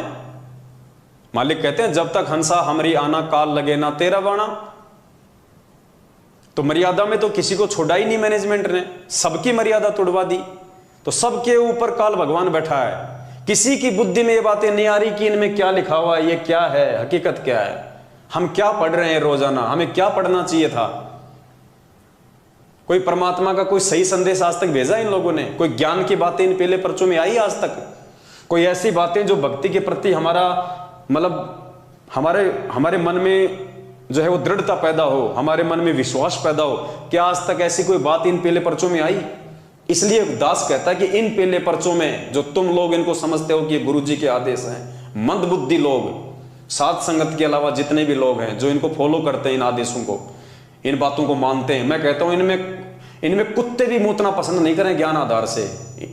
इनमें कुत्ते भी पेशाब करना पसंद नहीं करें ज्ञान आधार से। और तुम इनको माथे के लगा के आदेशों को फॉलो कर रहे हो। सोचो तुम अध्यात्म और मोक्ष मार्ग की लाइन में कहां खड़े हो, तुम्हारा स्थान कौन से नंबर पे है। जैसा कि भगत सुभाष सनोफ श्री महेंद्र सिंह गांव सुंडाना जिला रोहतक के प्रति संदेह हुआ था कि उसने भगत संजय दास खानपुर को एसटीएफ पुलिस को सीआईडी देकर पकड़वाया है। उसने अपना स्पष्टीकरण दिया है तथा अन्य जांच से पता चला है कि भगत सुभाष दास निर्दोष हैं। पिछले लेटर में तो जांच से यह पता चला था कि उसी ने पकड़वाया है, और इस लेटर में अन्य जांच से यह पता चल गया कि वो निर्दोष है। मतलब गुरुजी तो फिर 2 कोड़ी के जीव साबित हो गए। फिर हम क्यों संध्या आरती करते हैं और लास्ट में क्या कहते हैं? अंतर्यामी एक तुम आत्म के आधार, जो तुम छोड़ो हाथ तो मोए कौन उतारे पार। एक तरफ तो हम गुरुजी को अंतर्यामी कह रहे हैं और दूसरी तरफ यहां क्या अंतर्यामी को यहां पे 2 कोड़ी का जीव साबित किया जा रहा है। 2 दिन पहले तो उन्होंने पक्का बता दिया कि सुभाष ने पकड़वाया है, जांच से पता चला है, उसी के साथियों ने बताया है। और आज क्या कह रहे हैं कि जांच से पता चला है कि सुभाष तो निर्दोष है। पुण्यात्माओं शर्म करो, शर्म। गधे कुत्ता बनने के लिए भी जगह नहीं बचेगी, गधा कुत्ता बनने के लिए भी जगह नहीं बचेगी अगर यूं ही मूर्खता में चलते रहे तो। ये परमात्मा एक बार हाथ से निकल गए ना, फिर कुम्हार के नीचे आओगे, कुम्हार के, फिर क्या हाल होगा। आज मानव शरीर में सुखी नहीं है, कल को जानवर योनि में कहां से सुखी होगी। ये मजाक नहीं चल रहा, ये धरती पे बहुत बड़ा युद्ध चल रहा है, धर्म युद्ध, काल भगवान और इस पूर्ण परमात्मा सतगुरु रामपाल जी भगवान के बीच में। काल भगवान ने अपने एजेंट के रूप में इस मैनेजमेंट को धरती पे उतार रखा है और सतगुरु ने अपने सेवकों के रूप में सतसेवकों को उतार रखा है। ये निर्णय कर लेना आप लोग वीडियो देखने वाले, रोगे पछताओगे धरती पे ठिकाना नहीं मिलेगा। उसकी नो एंट्री समाप्त की जाती है। भगत किसी भी आश्रम, नामदान केंद्रों व सत्संगों में जा सकता है। संदेह के कारण भगत सुभाष दास जी को जो कष्ट हुआ है तो दास क्षमा याचना करता है। ऐसा ही वो सुभाष दास होगा जो इस पर्चे को मान लेगा। अगर सुभाष दास ने इस पर्चे को मान लिया तो नालायक, तेरा गुरु तेरे से माफी मांग रहा है, तेरा गुरु तेरे से माफी मांग रहा, तेरे को तो जीने का भी हक नहीं दुनिया में। वो सुभाष दास सब इंस्पेक्टर अगर ये वीडियो देख रहा हो तो ध्यान से पढ़ ले इस लाइन को। तेरा गुरु तेरे से माफी मांग रहा हाथ जोड़ के। अगर तुझे लगता है कि ये पीला पर्चा तेरे गुरु जी का है तो तुझे तो धरती पे जीने का अधिकार भी नहीं है। लेकिन किसकी बुद्धि में आएंगी ये बातें? दास का उद्देश्य आपको पटरी पर रखना है, पाप से बचाना, सतलोक पहुंचाना। अब इस लेटर में क्या लिखा जा रहा है गुरु जी की तरफ से कि दास का मकसद आपको पटरी पे रखना है, दास का मकसद आपको भक्ति करवाना है। और अगर इस पीले पर्चे के आने से पहले और पीले जो पिछला जो पीला पर्चा था उस आधार से अगर वो डिप्रेशन में आ जाता और वो आत्महत्या कर लेता कि मेरा तो जीवन का कोई मकसद ही नहीं रहा, मैं तो सब कुछ छोड़ छाड़ के परमात्मा की भक्ति पे लगा हुआ था, परमात्मा ने मुझे रिजेक्ट कर दिया, मेरी नो एंट्री कर दी। अगर वो सुभाष दास 2 दिन पहले डिप्रेशन में आ जाता और आत्महत्या कर लेता, सुसाइड कर लेता, तो क्या खाक उसको पटरी पे रखना है? इस लेटर में लिखा जा रहा है कि दास का उद्देश्य आपको पटरी पर रखना है, पाप से बचाना है। अगर 2 दिन पहले वो मर जाता डिप्रेशन में आके पिछले पीले पर्चे के माध्यम से, तो क्या खाक ये लाइन यहां पे लिखी गई है? पुण्यात्मा, ये है मूर्खता। आपके गुरु को आप ही के द्वारा 2 कौड़ी का साबित करवाया जा रहा है। और सबसे बड़े दोषी, मैनेजमेंट से भी बढ़ के दोषी अगर कोई होगा परमात्मा का तो ये मूर्ख संगत होगी। मूर्ख संगत जो अपने आत्म कल्याण के लिए भी जागरूक नहीं है, सबसे बड़े दोषी आप लोग होंगे। उनका तो काम है तुम लोगों को जहर पिलाना, लेकिन तुम लोग क्या अंधे हो क्या? क्या तुम इतना भी डिफरेंट नहीं कर सकते कि सामने जहर है या फिर ये पानी है? सबसे बड़ी कमी संगत की रहेगी। और जैसे पीला पर्चा आया उसके बाद में एक भगत भाई ने, जो महेंद्र भगोड़े का सुपुत्र अमित गालीबाज, अमित महेंद्र का लड़का, गुरुजी का भतीजा, उससे बात की कि भगत जी बड़ी दुख की बात है कि अपने ही भगत लोग ये गद्दारी कर रहे हैं, अपने ही भगत गद्दारी कर रहे हैं। बताओ, संजय खानपुर को अपने ही भगतों ने सीआईडी करके पकड़वा दिया। वो बेचारा सही कह रहा था क्योंकि मैनेजमेंट ने पीला पर्चा निकाला था कि सुभाष ने गद्दारी करी है, उसने पुलिस को इंफॉर्मेशन दे के पकड़वाया है। तो उसी आधार से भगत ने महेंद्र के लड़के अमित को फोन कर दिया कि भगत जी ये तो बड़ी दुख की बात है, देखो कैसे अपने ही भगत भाई जो है वो गद्दारी कर रहे हैं। तो महेंद्र के सुपुत्र का क्या जवाब है पता है? तने के लेना देना, तेरे पिछवाड़े पे लात मारूंगा, तेरे पिछवाड़े पे। पिछवाड़ा ये होता है इधर, ये तेरे पिछवाड़े पे लात मारूंगा। ये किसके वचन है? अरे वो तो बेचारा पूछ रहा है, उसका अधिकार है, क्योंकि तुमने पूछने के लिए ऑप्शन दिया है, पीला पर्चा निकाला है, तो पूछेगा नहीं क्या? और पूछ रहा है तो कह रहा है तेरे पिछवाड़े पे लात मारूंगा। सुनिए उसकी ऑडियो, महेंद्र के सुपुत्र की। हेलो दादी, हेलो दादी,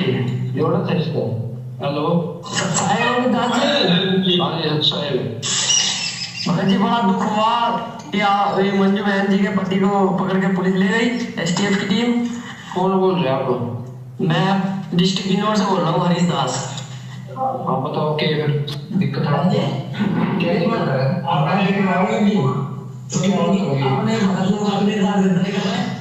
कोई होता नहीं है, मुझे सेवा है, ठीक है। अरे आप गुरुजी की सेवा है, गुरुजी के लिए रखे हैं। अरे गुरुजी ने यही सिखाया कि आगे कानून का दुरुपयोग करो। आप भी तो जो है विद्रोह केस में अंदर गए थे और आप सारे डॉक्यूमेंट गायब करवा दिए उन्होंने, आप भाग गए। तेरा पिछवाड़ा गलत मारूंगा, समझा? बड़े ये आवाज दे रहा है। डॉक्यूमेंट गायब करवा दिया उन्होंने, आप भाग। क्या कह रहा है? तेरे पिछवाड़े पे लात मारूंगा, ध्यान से सुनना। तेरा पिछवाड़ा गलत मारूंगा, समझा? समझे ये आवाज ना ये तो ये वचन है सारनामी अमित के, जो महेंद्र भगोड़े का सुपुत्र है, गुरुजी का भतीजा है, ये उसके वचन है। फिर गुरुजी की लड़की से बात करी, मंजू से, तो मंजू ने फोन नहीं उठाया। मंजू की जो बड़ी बहन है अंजू, उसने फोन उठाया। वो कह रही है कि ये तो गुरुजी की सेवा है, इसमें दिक्कत क्या है आपको? अगर अंदर चला गया तो वो तो गुरुजी की सेवा है। तो बताओ पुण्यात्माओं, अगर इस गुरुजी के परिवार वालों को इस बात का पता है कि जेल में गुरुजी की सेवा चल रही है और जो भी व्यक्ति जेल में जाएगा वो गुरुजी की सेवा में जाएगा, तो नालायकों पिछले 7.5 साल से क्यों भगोड़ा बन के घुमा रहे थे उसको? क्या 7.5 साल से उसके मन में गुरुजी की सेवा करने की इच्छा नहीं हुई? अरे फिर क्यों बेचारे सुभाष दास को तुमने दोष दिया? क्यों उस सुभाष दास के ऊपर इल्जाम लगाया कि उसने पकड़वा दिया? उसने तो बहुत अच्छा काम किया, जो संजय खानपुर वाले को, मंजू के पति को गुरुजी की सेवा में भेज दिया।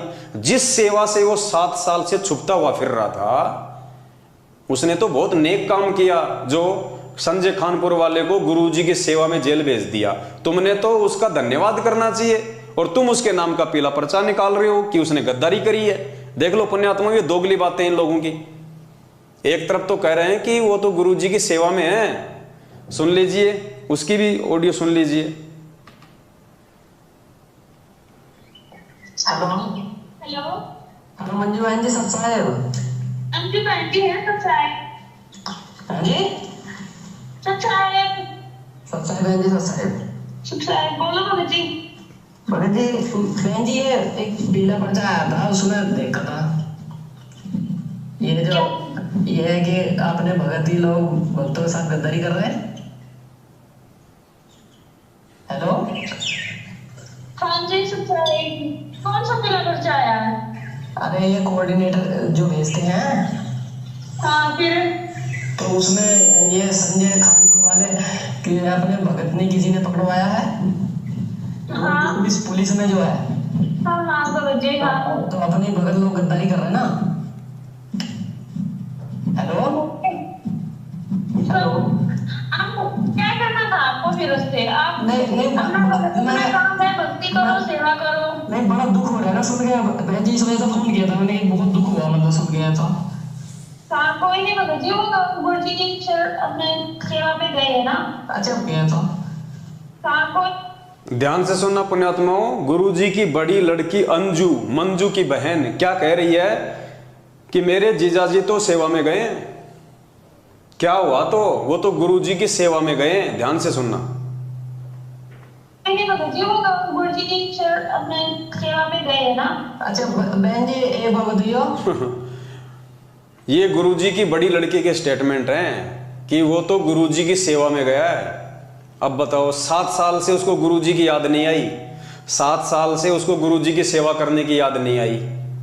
अब वो गुरुजी की सेवा में गया है, जब उसको पुलिस ने पकड़ के लिया तब वो कह रहे हैं गुरुजी की सेवा में गया है। तो पुण्यात्माओं, ये ड्रामा इनका, ये ढोंग है इन लोगों का, पाखंड है इन लोगों का। पीले पर्चे निकाल देते हैं, भगत समाज सवाल करता है तो फिर कहते हैं तेरे पिछवाड़े पे लात मारूंगा। तो पुण्यात्माओं, ये आप लोगों को मूर्ख बनाया जा रहा है, और मूर्ख वही बनेगा जो मंद बुद्धि होगा, जिसकी छोटी सोच होगी। अब ये विचार आप भगत समाज ने करना है। दास का काम है आपके सामने हकीकत लाके रखना। इन बातों में यदि कोई झूठ हो तो बता दीजिए। इन्हीं की ऑडियो, इन्हीं के वीडियो, इन्हीं के लेटर। दास तो केवल निष्कर्ष निकाल के बता रहा कि क्या सही और क्या गलत है। अब आप लोगों ने अपना रास्ता खुद तय करना है। पुण्यात्माओं, ये परीक्षा चल रही है 2014 बरवाला कांड के बाद से, और जो इतनी भी कॉमन सेंस नहीं रखेगा, परमात्मा की भक्ति करने के लायक नहीं है वो प्राणी। तो दोनों ऑडियो आपने सुनी, पीला पर्चा आपने देख लिया। क्या बताएं पुण्यात्माओं,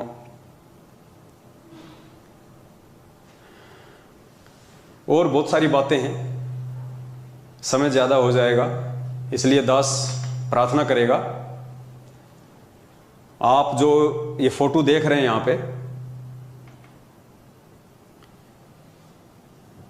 एक पुस्तक निकाली थी सतलोक आश्रम मैनेजमेंट हरियाणा ने, जब जब भूल पड़े।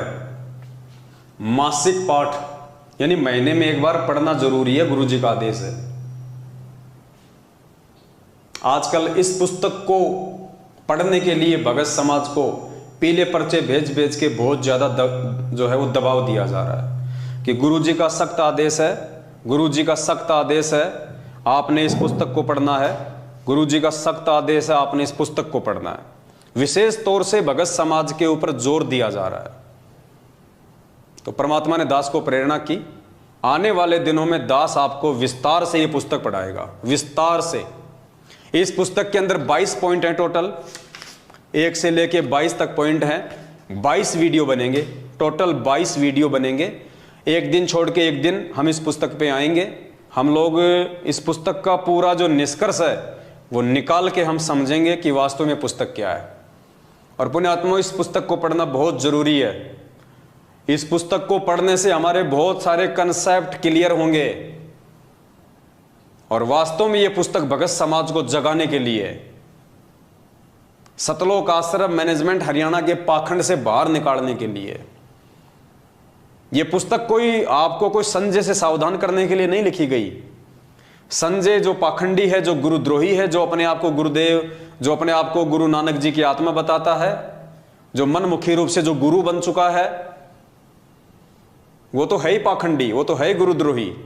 लेकिन यह पुस्तक आप लोगों को संजय से बचाने के लिए भी नहीं है। असल में यह पुस्तक आपको सतलोक आश्रम मैनेजमेंट हरियाणा के पाखंड से बचाने के लिए। और इस पुस्तक का हम विस्तार से वर्णन करेंगे, विस्तार से वीडियो बनाएंगे, तब आपको बताएंगे, आपको समझाएंगे, एक एक पॉइंट आपको समझाया जाएगा। तो पुण्यात्माओं, थोड़ा सावधान रहो। यह समय एक बार हाथ से निकल गया, दोबारा नहीं आएगा, परमात्मा फिर नहीं संभालेगा। ये जो सतलोक आश्रम मैनेजमेंट हरियाणा है, ये सबसे बड़ा दुश्मन है भगत समाज का, सबसे बड़ा दुश्मन। सतगुरु रामपाल जी भगवान का कलयुगी परिवार, उनके बेटा बेटी, भाई बंधु, रिश्तेदार, जवाई, आपके नामदान संचालक, आपके कोऑर्डिनेटर, ये सब के सब लोग काल भगवान की नौकरी कर रहे हैं। अपने धार्मिक धंधे को आगे बढ़ाने के लिए, अपने स्वार्थों को आगे रख के ये लोग चल रहे हैं। आप लोग इनको फ्री के मजदूर मिले हुए हैं ये पुस्तकें बांटने के लिए। ये टीवी चैनलों पे इन्होंने जो सत्संग चला रखे हैं ना, ये कोई दुनिया को ज्ञान समझाने के लिए नहीं है। अगर इनको खुद को ज्ञान होता तो बरवाला कांड ही नहीं होता। अगर इनको खुद को ज्ञान होता तो पुण्यात्माओं, ये घटिया राजनीति गुरुदेव के जेल जाने के बाद नहीं करते। ये गुंडों की सीबीआई जांच का समर्थन भक्तों से नहीं करवाते। ये भक्तों का रक्तदान और खून वगैरह दान करवा के मोटे पैसों पे प्राइवेट हॉस्पिटलों को नहीं बेचते। ये अपने धार्मिक धंधे को इतना महत्व नहीं देते। इस भक्ति मार्ग में सबसे बड़ा रोड़ा यदि कोई है तो सतलोक आश्रम मैनेजमेंट हरियाणा है। कुछ भाई बहन अपनी अल्प बुद्धि के चलते ये कह देते हैं कि सतलोक आश्रम मैनेजमेंट हरियाणा ने तो इतने भगत जोड़ दिए, तुमने क्या कर लिया? मैनेजमेंट ने 5 लाख भगत जोड़ दिए बरवाला कांड के बाद। पुण्यात्माओं, इन्होंने जोड़े नहीं, इन्होंने तो तोड़ दिए। जोड़े तो भगवान ने थे भगत ज्ञान दे दे के 27 साल से। इन्होंने तो 2014 में बरवाला कांड करके भक्तों को परमात्मा से तोड़ दिया, दूर कर दिया। और आज लगातार 7.5 साल से भगत समाज से उल्टे कुक्रम करवा करवा के उनको तोड़ते ही जा रहे हैं। पुण्यात्मा, विचार करो, आप जो अपनी छोटी सोच से बातें बोल देते हो कि ये भगतों को जोड़ रहे हैं और कह रहे हैं इन्होंने 7 साल में 5 लाख लोग जोड़ दिए नामदान केंद्रों से। पुण्यात्माओं, विचार करो, 7 साल में सतलोक आश्रम मैनेजमेंट हरियाणा ने एडी से चोटी का जोर लगा के हम मान लेते हैं 5 लाख लोग जोड़ दिए, 10 लाख जोड़ दिए। 7 साल में 10 लाख। हिंदुस्तान की जनसंख्या 140 करोड़ और ये 7 साल में जोड़ रहे हैं 10 लाख। इनके हिसाब से तो पुण्यात्माओं 700 साल में भी पूरा हिंदुस्तान नहीं जुड़ेगा। अकेला हिंदुस्तान ही इनके हिसाब से 700 साल में नहीं जुड़ने वाला। और परमात्मा ने जोड़ना थोड़े से समय में पूरी दुनिया को। तो पुण्यात्माओं, परमात्मा का मिशन इनके अनुसार चलेगा या परमात्मा के अनुसार चलेगा? ये लोग जोड़ नहीं रहे, ये तोड़ रहे हैं। अरे भगत तो परमात्मा ने बनाए थे, इन्होंने तो बिगाड़ दिया। गुरुदेव ने सत्संग में कहानी बताई एक साधु था। पहले लोग ऐसे ही पैदल यात्रा किया करते थे। तो एक साधु लेके अपने हाथ में कमंडल और किसी दूसरे स्थान को जा रहा था। रास्ता काफी लंबा था। जंगल में उन्होंने देखा एक झोपड़ी सी बनी हुई है। साधु ने सोचा हो सकता है कोई परिवार रहता होगा, थोड़ा जलपान कर लेते हैं, घंटा 2 घंटा आराम कर लेते हैं, फिर आगे की यात्रा करेंगे। ये सोचकर साधु वहां चला गया। वहां जाके देखा तो वहां पे 3-4 युवा लड़के बैठे हुए थे। तो युवा लड़कों ने कहा कि आओ महाराज, आओ आओ, बैठो बैठो बैठो बैठो। तो साधु ने कहा कि भाई तुम अकेले यहाँ पे क्या कर रहे हो जंगल में? उन्होंने कहा जी हम लोग मुर्गा बना रहे हैं, मुर्गा बना रहे हैं, मुर्गा। अब साधु बेचारा भोला भाला, मांस मिट्टी से दूर था। अब उसने सोचा है भाई हमने तो सुना है कि मुर्गा तो भगवान बनाता है, ये पशु पक्षी जानवर ये योनियां तो परमात्मा बनाता है। साधु ने कहा कि साधु ने मन ही मन में सोचा कि मैंने तो सुना है कि भगवान बनाता है मुर्गा, और ये कह रहे हैं कि हम मुर्गा बना रहे हैं, तो चलो देखेंगे आज ये कैसा क्या मुर्गा बनाते हैं। तो साधु वो चमत्कार देखने के लिए वहां रुक गया। 10, 15, 20 मिनट बाद में वो लड़के एक थाली के अंदर मुर्गा डाल के लेके आए, बोटी बोटी। बोला लो महाराज मुर्गा बन के तैयार है। तो महाराज ने सर पे 3 थप्पी मारी और कहा रे नालायको, अरे तुमने बनाया कहां, तुमने तो बिगाड़ दिया। अरे ये मुर्गा तो भगवान ने बनाया था, नालायको तुमने तो उस भगवान के बनाए गए मुर्गे को बिगाड़ दिया। साधु वहां से चल दिया। पुण्यात्मा वो साधु तो समझदार था इसलिए वहां से चल दिया। मैं कहता हूं अगर आज की संगत अगर वहां होती तो मुर्गे की बोटी बोटी खा जाती, नहीं छोड़ती, और कहती बहुत शानदार बनाया, गजब बनाया।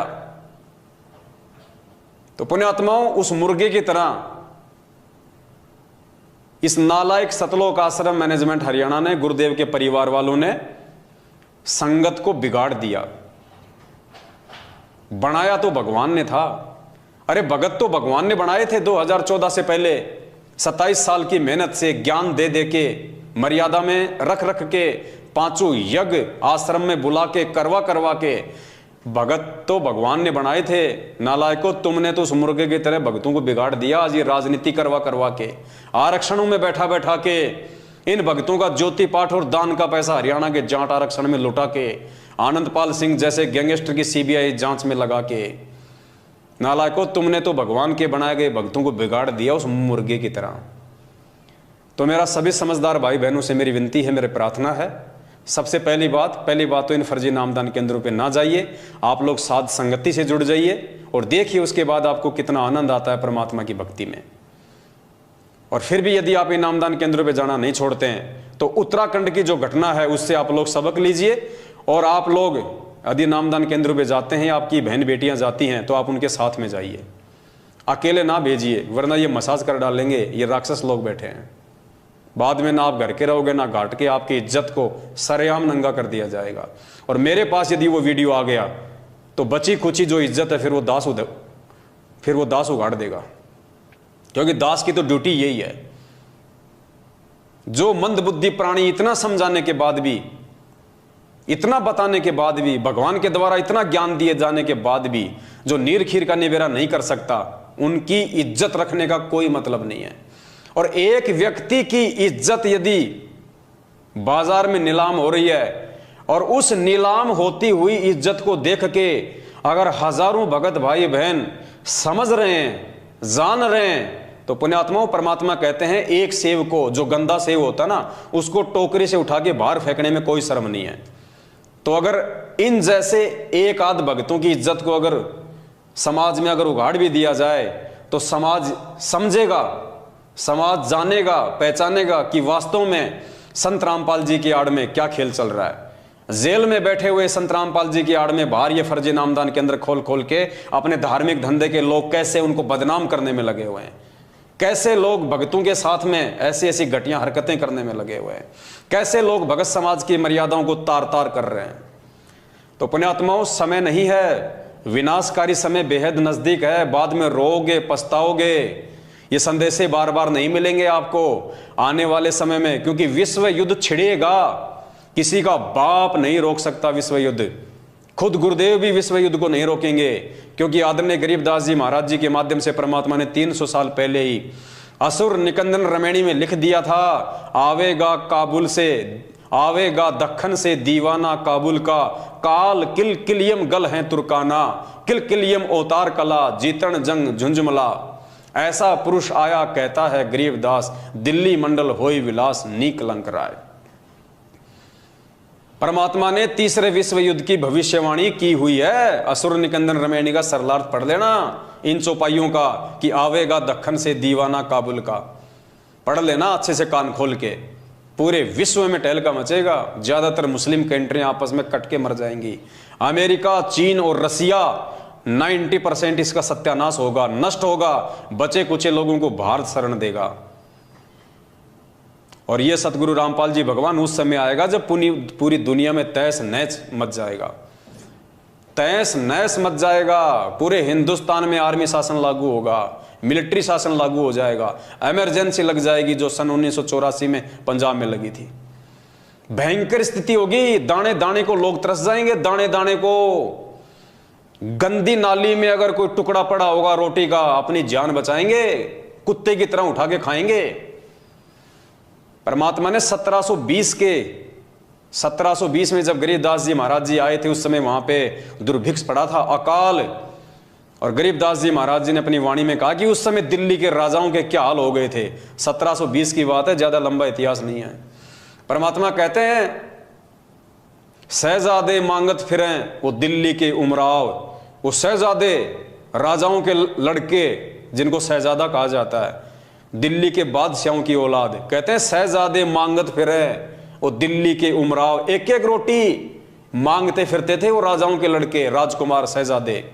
तो गरीबदास जी ने अपनी वाणी में लिखा है, शहजादे मांगत फिरे दिल्ली के उमराव, और जिन रोटी पाई नहीं जो खाते थे नान पुलाव।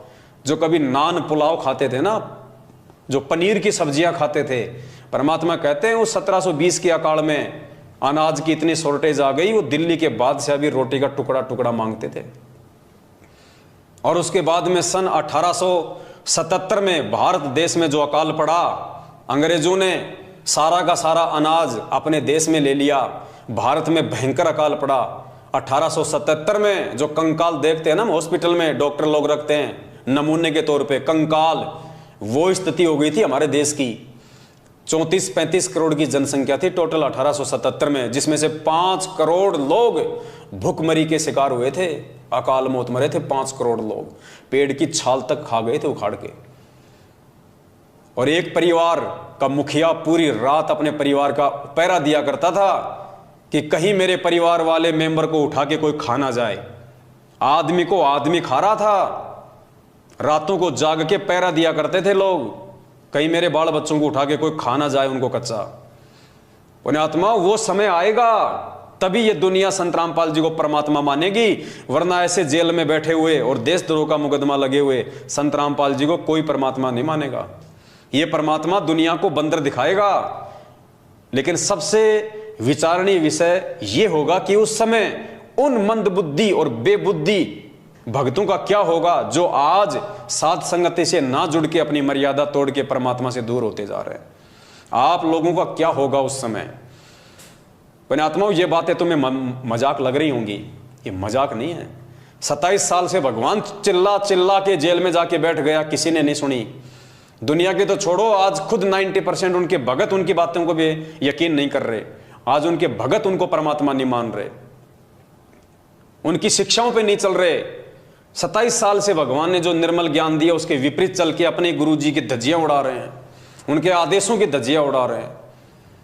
पिछले 7.5 साल से हम सत्सेवक भाई बहन चिल्ला चिल्ला के समझा रहे हैं कि मान जाओ मान जाओ। इस धरती पे यदि काल उतरा हुआ है तो सतलोक आश्रम मैनेजमेंट हरियाणा के रूप में उतरा हुआ है। और काल को दुनिया की चिंता नहीं है, काल को सबसे ज्यादा चिंता आप भक्तों की है कि कैसे इन भक्तों को जाल में फंसाया जाए। क्योंकि काल की हद से केवल हम भगत बाहर निकल रहे हैं। यदि काल के हद से बाहर निकलने का कोई प्रयास कर रहा है 21 ब्रह्मांड से, तो हम भगत कर रहे हैं, तो वो सबसे पहले हम भक्तों को काबू में करेगा। और उसका काबू करने का एक ही तरीका है, मर्यादा तोड़वाना।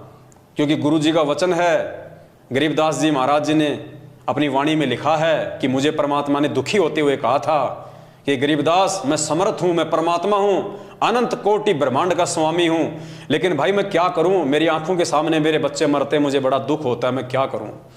तो गरीबदास जी महाराज जी ने परमात्मा की उस वाणी को अपने शब्दों में लिखा। परमात्मा कह रहे हैं कि अनंत कोटि बाजी जहां और हम रचे सकल ब्रह्मांड, और गरीबदास मैं क्या करूं, यो काल करे जीव खंड। कि गरीबदास उस समय मैं भी मजबूर हो जाता हूं, मैं समर्थ परमात्मा भी असमर्थ हो जाता हूं, जब ये काल मेरी आत्माओं को मर्यादा तोड़वा कर मुझसे दूर कर देता है। और मेरा और इस काल का एक एग्रीमेंट हो रखा है कि जब तक हंसा हमरी आना, काल लगे ना तेरा बाणा। जब तक मेरा भगत मेरी मर्यादा में रहेगा, काल तेरा कोई बेटक, तेरा कोई भी दाव उस पर नहीं लग सकता।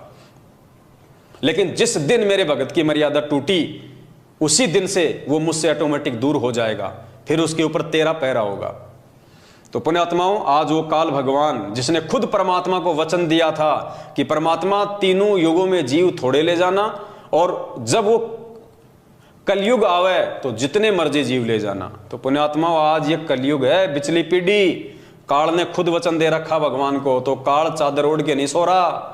1000 कला का स्वामी है, 1000 मुंह खोल के बैठा संगत को खाने के लिए, और आए दिन संत रामपाल जी की संगत को अपना निवाला बना रहा है। सबसे ज्यादा संगत अगर आज किसी संत की मर रही है तो ये सोचने का विषय, ये शर्म की बात है कि संत रामपाल जी भगवान की मर रही है, जबकि मरनी चाहिए थी नकलियों की, लेकिन मर रही है उस असली संत की। क्यों?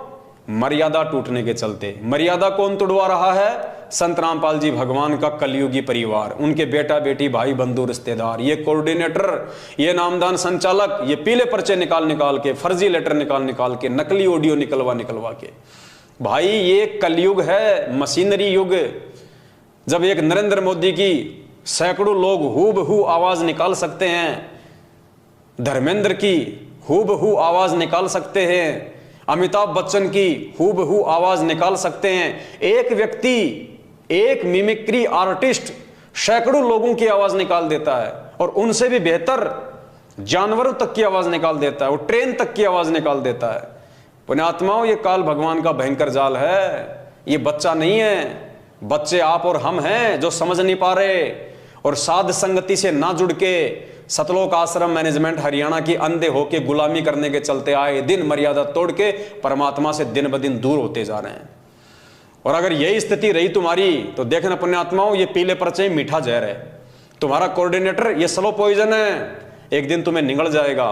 परमात्मा ने गीता अध्याय नंबर 2 श्लोक नंबर 53 या 47 पढ़ाया कि जिस प्रकार एक जलाशय गर्मी के महीने में धीरे धीरे उसका पानी कम होता जाता है, धीरे धीरे, और वो खाली हो जाता है, और खाली होते का निशान भी दिखाई नहीं देता। ठीक इसी प्रकार पुण्यात्माओं, ये सतलोक आश्रम मैनेजमेंट हरियाणा तुम्हारे को परमपिता परमेश्वर के आदेशों की आड़ में जो मीठा जहर पिला रहा है, राजनीति का, आरक्षणबाजी का, रक्तदान का, देहदान का, गैंगस्टरों की सीबीआई जांच का, ज्योति का, पाठ का, पुण्यात्माओं ये स्लो पॉइजन है। और ये स्लो पॉइजन एक दिन तुम्हारी नसों में इस कदर बैठ जाएगा, तुम स्वतः ही स्थिर हो जाओगे। तुम ना घर के रहोगे ना घाट के, और फिर कभी ना कभी काल भगवान के कहर का शिकार हो जाओगे, और पीछे से तुम्हारे नाम का एक पीला पर्चा निकाल दिया जाएगा, सतलोक चला गया, सतलोक चला गया, परमात्मा की आत्मा सतलोक चली गई। एक्सीडेंट में मर जाए वो भी सतलोक, नहर में कूद के मर जाए वो भी सतलोक, दोनों पति पत्नी लड़ाई झगड़ा करके मर जाएं वो भी सतलोक। अरे फिर भक्ति की जरूरत क्या है? फिर तो दुनिया मर रही है, वो भी सतलोक जारी होगी सीधी। पुण्यात्मा कुछ नहीं है, किसी का कुछ नहीं बिगड़ेगा, सिर्फ तुम लोग अपना बिगाड़ लोगे। अभी समय है तुम लोगों के पास में। परमात्मा ने बहुत बड़ी मेहर कर रखी है संगत में। जो अच्छी आत्मा है उनके लिए परमात्मा ने एक ऑप्शन दे रखा है, साध संगति का। देखो ये काल भगवान का कितना भयंकर तांडव है। उस परम संत को देशद्रोह का मुकदमा लगवा के देश और दुनिया में उसको बदनाम करवा दिया ताकि कोई उसके सत्संग ही ना सुने। आज गुरुजी के नाम से यानी संत रामपाल नाम से दुनिया को इतनी नफरत है, नाम सुनते ही उनको 11,000 वोल्ट का झटका लगता है। इतना बदनाम करवा दिया काल भगवान ने अपनी साजिश के तहत कि कोई उसके विचार ना सुन ले, कोई उसके सत्संग ना सुन ले, क्योंकि काल को पता है कि इसके सत्संगों में दम है, इसके विचारों में दम है। और जिस व्यक्ति ने संत रामपाल जी के विचार सुन लिए, सत्संग सुन लिए, तो आत्मा तो परमात्मा की वो फड़क जाएगी और मेरे जाल से बाहर निकल जाएगी, भगवान की शरण में आ जाएगी, मेरा निवाड़ा मेरे मुख से निकल जाएगा। तो पुण्यात्माओं, इंटरनेशनल स्तर पे यानी सामाजिक स्तर पे तो उसने परमात्मा को बदनाम करवा के और साइड में कर दिया, देशद्रोह का मुकदमा लगवा के। अब संगत में कोई ना समझ ले वास्तव में परमात्मा के सत्संगों को, परमात्मा के सत्संगों के सार को, इन शब्दों के सार को, गूढ़ रहस्यों को, जो गुरु जी को परमात्मा साबित करते हैं, इस दास को उसने गुरुद्रोही घोषित करवा दिया। और आज इस पवन दास का नाम संगत में उतना ही बदनाम है, लोग उतनी ही नफरत करते हैं संगत वाले इस पवन दास नाम से, जितनी जगत वाले संत रामपाल नाम से नफरत करते हैं। उन पे देशद्रोह का मुकदमा, मेरे ऊपर गुरुद्रोही का तमगा। लोग उनके सत्संग तक नहीं सुनते, इतनी नफरत करते हैं। संगत वाले मेरे वीडियो तक देखने से डरते हैं, इतनी नफरत करते हैं। ये काल भगवान का भयंकर षड्यंत्र है। और जिस जिस आत्मा ने षड्यंत्र को समझ लिया, इस जाल को तोड़ दिया, पुण्यात्माओं, उसी का मोक्ष संभव है। ये बहुत भयंकर साजिश है काल भगवान की। तुम्हें बाद में पता चलेगा, जरूर पता चलेगा, यदि तुम जीवित रहे तो। अगर जीवित रहे तो तुम्हें इस हकीकत का भी पता चलेगा, यह सच्चाई भी सामने आएगी। लेकिन उस समय फायदा कुछ नहीं होगा, उस समय 0/0 फायदा। फायदा आज है अगर समझ जाओ तो, बाद में तो सिवाय पश्चाताप के आंसू बहाने के कुछ भी शेष नहीं रहेगा। इसलिए दास की विनती है, मैं तुम्हारा दुश्मन नहीं हूं भाई, मैं तुम्हारा भाई हूं। मैंने कभी भी तुम्हारा बुरा नहीं सोचा है, ना सोचूंगा, ना सोच सकता, क्योंकि ये परमात्मा की मर्यादाओं में है। एक शत्रु एक मित्र है, भूल पड़ी रे प्राण, यम की नगरी जाएगा शब्द हमारा मान। तो मैं परमात्मा को दुखी नहीं करना चाहता, मैं आप लोगों की दुर्भावना का शिकार नहीं होना चाहता। जबरदस्ती यदि आप मुझे अपनी दुर्भावनाओं का शिकार बनाओ तो इसमें मेरा कोई दोष नहीं है, ना मुझे कोई हानि हो सकती है। इसलिए मेरी आप सभी भाई बहनों से हाथ जोड़ के विनती है, आप जितने भी सतलोक आश्रम मैनेजमेंट हरियाणा के पीछे चल रहे हैं, पुण्यात्माओं, आंखें खोलो। और परमात्मा कहते हैं, कहे कबीर सोए जन मेरा, जो नीर खीर का करे निबेरा। गुरुदेव कहते हैं, मेरा असली भगत वो है जो सही और गलत दोनों में से सही की पहचान कर लेगा। तो पुण्यात्माओं, तुम्हारे को तो सही देखने भी नहीं दिया जा रहा, सही बात को तो तुम्हारे हाथ भी नहीं लगने दिए जा रहे। तुम मैनेजमेंट के भी सुनो, इस पवन दास के वीडियो भी देखो और फिर निर्णय करो। वो होता है जज, वो होता है असली भगत। जब तुम्हारे सामने दूसरे पक्ष को रखने नहीं दिया जा रहा, तुम्हारे सामने दूसरे पक्ष को लाने नहीं दिया जा रहा, उससे पहले तुम्हें डरा दिया जाता है कि तुम्हारा नाम खंड हो जाएगा, तुम्हारा नाम खंड हो जाएगा, तो एक पक्ष को देख के तुम निर्णय क्या करोगे? अरे कोर्ट में जो जज बैठता है, जब तक उसके सामने दोनों पक्षों को नहीं रखा जाएगा, दोनों पक्ष के वकील अपनी अपनी दलीलें पेश नहीं करेंगे, तब तक वो जज क्या निर्णय करेगा कि क्या सही है और क्या गलत है। तो पुण्यात्माओं, तुम्हारे सामने तो केवल एक पक्ष जो है वो खड़ा किया जा रहा है। पीले पर्चे, गुरु जी का आदेश, डर भय कि दूसरे पक्ष को देख लिया, साध संगत के वीडियो देख लिए, पवन दास के वीडियो देख लिए तो नाम खंड हो जाएगा, परमात्मा से दूर हो जाओगे। तुम्हें तो दूसरा पक्ष देखने से पहले ही डराया जा रहा है, तो तुम जज की भूमिका कहां से निभाओगे? परमात्मा के वचन क्या कह रहे हैं, तुम्हारे से क्या करवाया जा रहा है? और खुद ये परमात्मा अगर दुनिया भर के नकली संतों के ऑडियो वीडियो सत्संग हमें ना दिखाता, ये दुनिया भर के शास्त्र हमारे को ना दिखाता, तो हम भी तो पहले किसी न किसी गुरु की शरण में थे। हम कैसे वहां से छूट के आते अगर हमें दूसरा पक्ष ना दिखाया जाता सतगुरुदेव के द्वारा? तो पुण्यात्माओं, जब तक तुम ये पवन दास वाला पक्ष, ये साध संगति वाले वीडियो नहीं देखोगे, तुम जिंदगी में भगत नहीं बन सकते, तुम जिंदगी में सत्य और असत्य का निबेरा नहीं कर सकते। पुण्यात्माओं, ये महाभारत के बाद आपने जो भविष्यवाणी पढ़ी है ना कि महाभारत के बाद एक और महाभारत होगा, ये है वो असली महाभारत। सतगुरु रामपाल जी भगवान की संगत में, ये है वो असली महाभारत, सतसेवक वर्सेस मैनेजमेंट। और इस महाभारत में जिस जिस व्यक्ति ने भीष्म, कर्ण और द्रोणाचार्य की भूमिका निभाई, उसका बक्कल उतरेगा, बक्कल आए दिन उतर रहा है। और जिसने इसमें धर्म युद्ध में विदुर की भूमिका निभाई, परमात्मा उसकी रक्षा करेगा। तो ये निर्णय आप लोगों के ऊपर है। मैं तो 7 साल से भोंक ही रहा हूं, आगे भी भोंकता रहूंगा जब तक परमात्मा का आदेश होगा। और आप सभी भाई बहनों से हाथ जोड़ के पुनः निवेदन करता हूं, पुण्यात्माओं, छोटा भाई समझ के, अरे चलो ये सोच लो मेरे वीडियो देखने से तुम्हारा नाम खंड होता है, अरे तो नाम तो तुम फिर भी शुद्ध करवा लेना। वैसे भी तो महीने में एक बार तो तुम शुद्ध करवाते ही हो। ये तो है नहीं कि तुम मर्यादा में हो, मर्यादा तो सबकी टूटी हुई है। फिर भी तुम्हें लगता है कि तुम युधिष्ठिर हो, तुम धर्मपुत्र हो, तुमसे कोई मर्यादा नहीं टूटती है, तुम बिल्कुल अखंड हो। तो भाई दास की विनती है, एक बार तो नाम खंड कर लो, देख लो इस दास के वीडियो, उसके बाद में नाम शुद्ध करवा लेना। व्यवस्था तो है ही नाम शुद्ध करवाने की, ऐसा तो है नहीं कि व्यवस्था नहीं है। जगह जगह इन्होंने गली गली में नाम शुद्ध करने की व्यवस्था कर रखी है। आराम से जाना, और तुम्हें लगे कि पवन दास के वीडियो में कोई दम नहीं है, कोई सच्चाई नहीं है, हमारे मतलब की कोई चीज नहीं है, तो जाके अपना नाम शुद्ध करवा लेना। और वैसे भी नाम शुद्ध करवाने की जरूरत नहीं है। परमात्मा कहते हैं जब तक दोनों पक्षों की देखोगे नहीं, जब तक सही और गलत को देखोगे नहीं तो मालूम कैसे पड़ेगा। तो मात्र सही और गलत को देखने से नामखंड नहीं होता। सही और गलत को देखने के बाद में यदि आप सही को छोड़ के और आप गलत का साथ दोगे तब आपकी मर्यादा खंड होगी। तो वो निर्णय तो फिर आप स्वयं कर लेना कि कौन सही और कौन गलत है। इसलिए पुण्यात्माओं, दास की विनती है, बाकी आपके अपने संस्कार, आपकी अपनी मर्जी। तुम कुएं में पड़ोगे तो मैं जबरदस्ती नहीं कर सकता भाई, तुम जहर खाओगे तो तुम मरोगे। दूध पीने वाला पवन दास नहीं मर सकता, अमृत पीने वाले मेरे भाई बहन नहीं मर सकते, जो जहर पिएगा वो मरेगा। तो भाई निर्णय कर लेना, समय ज्यादा नहीं है।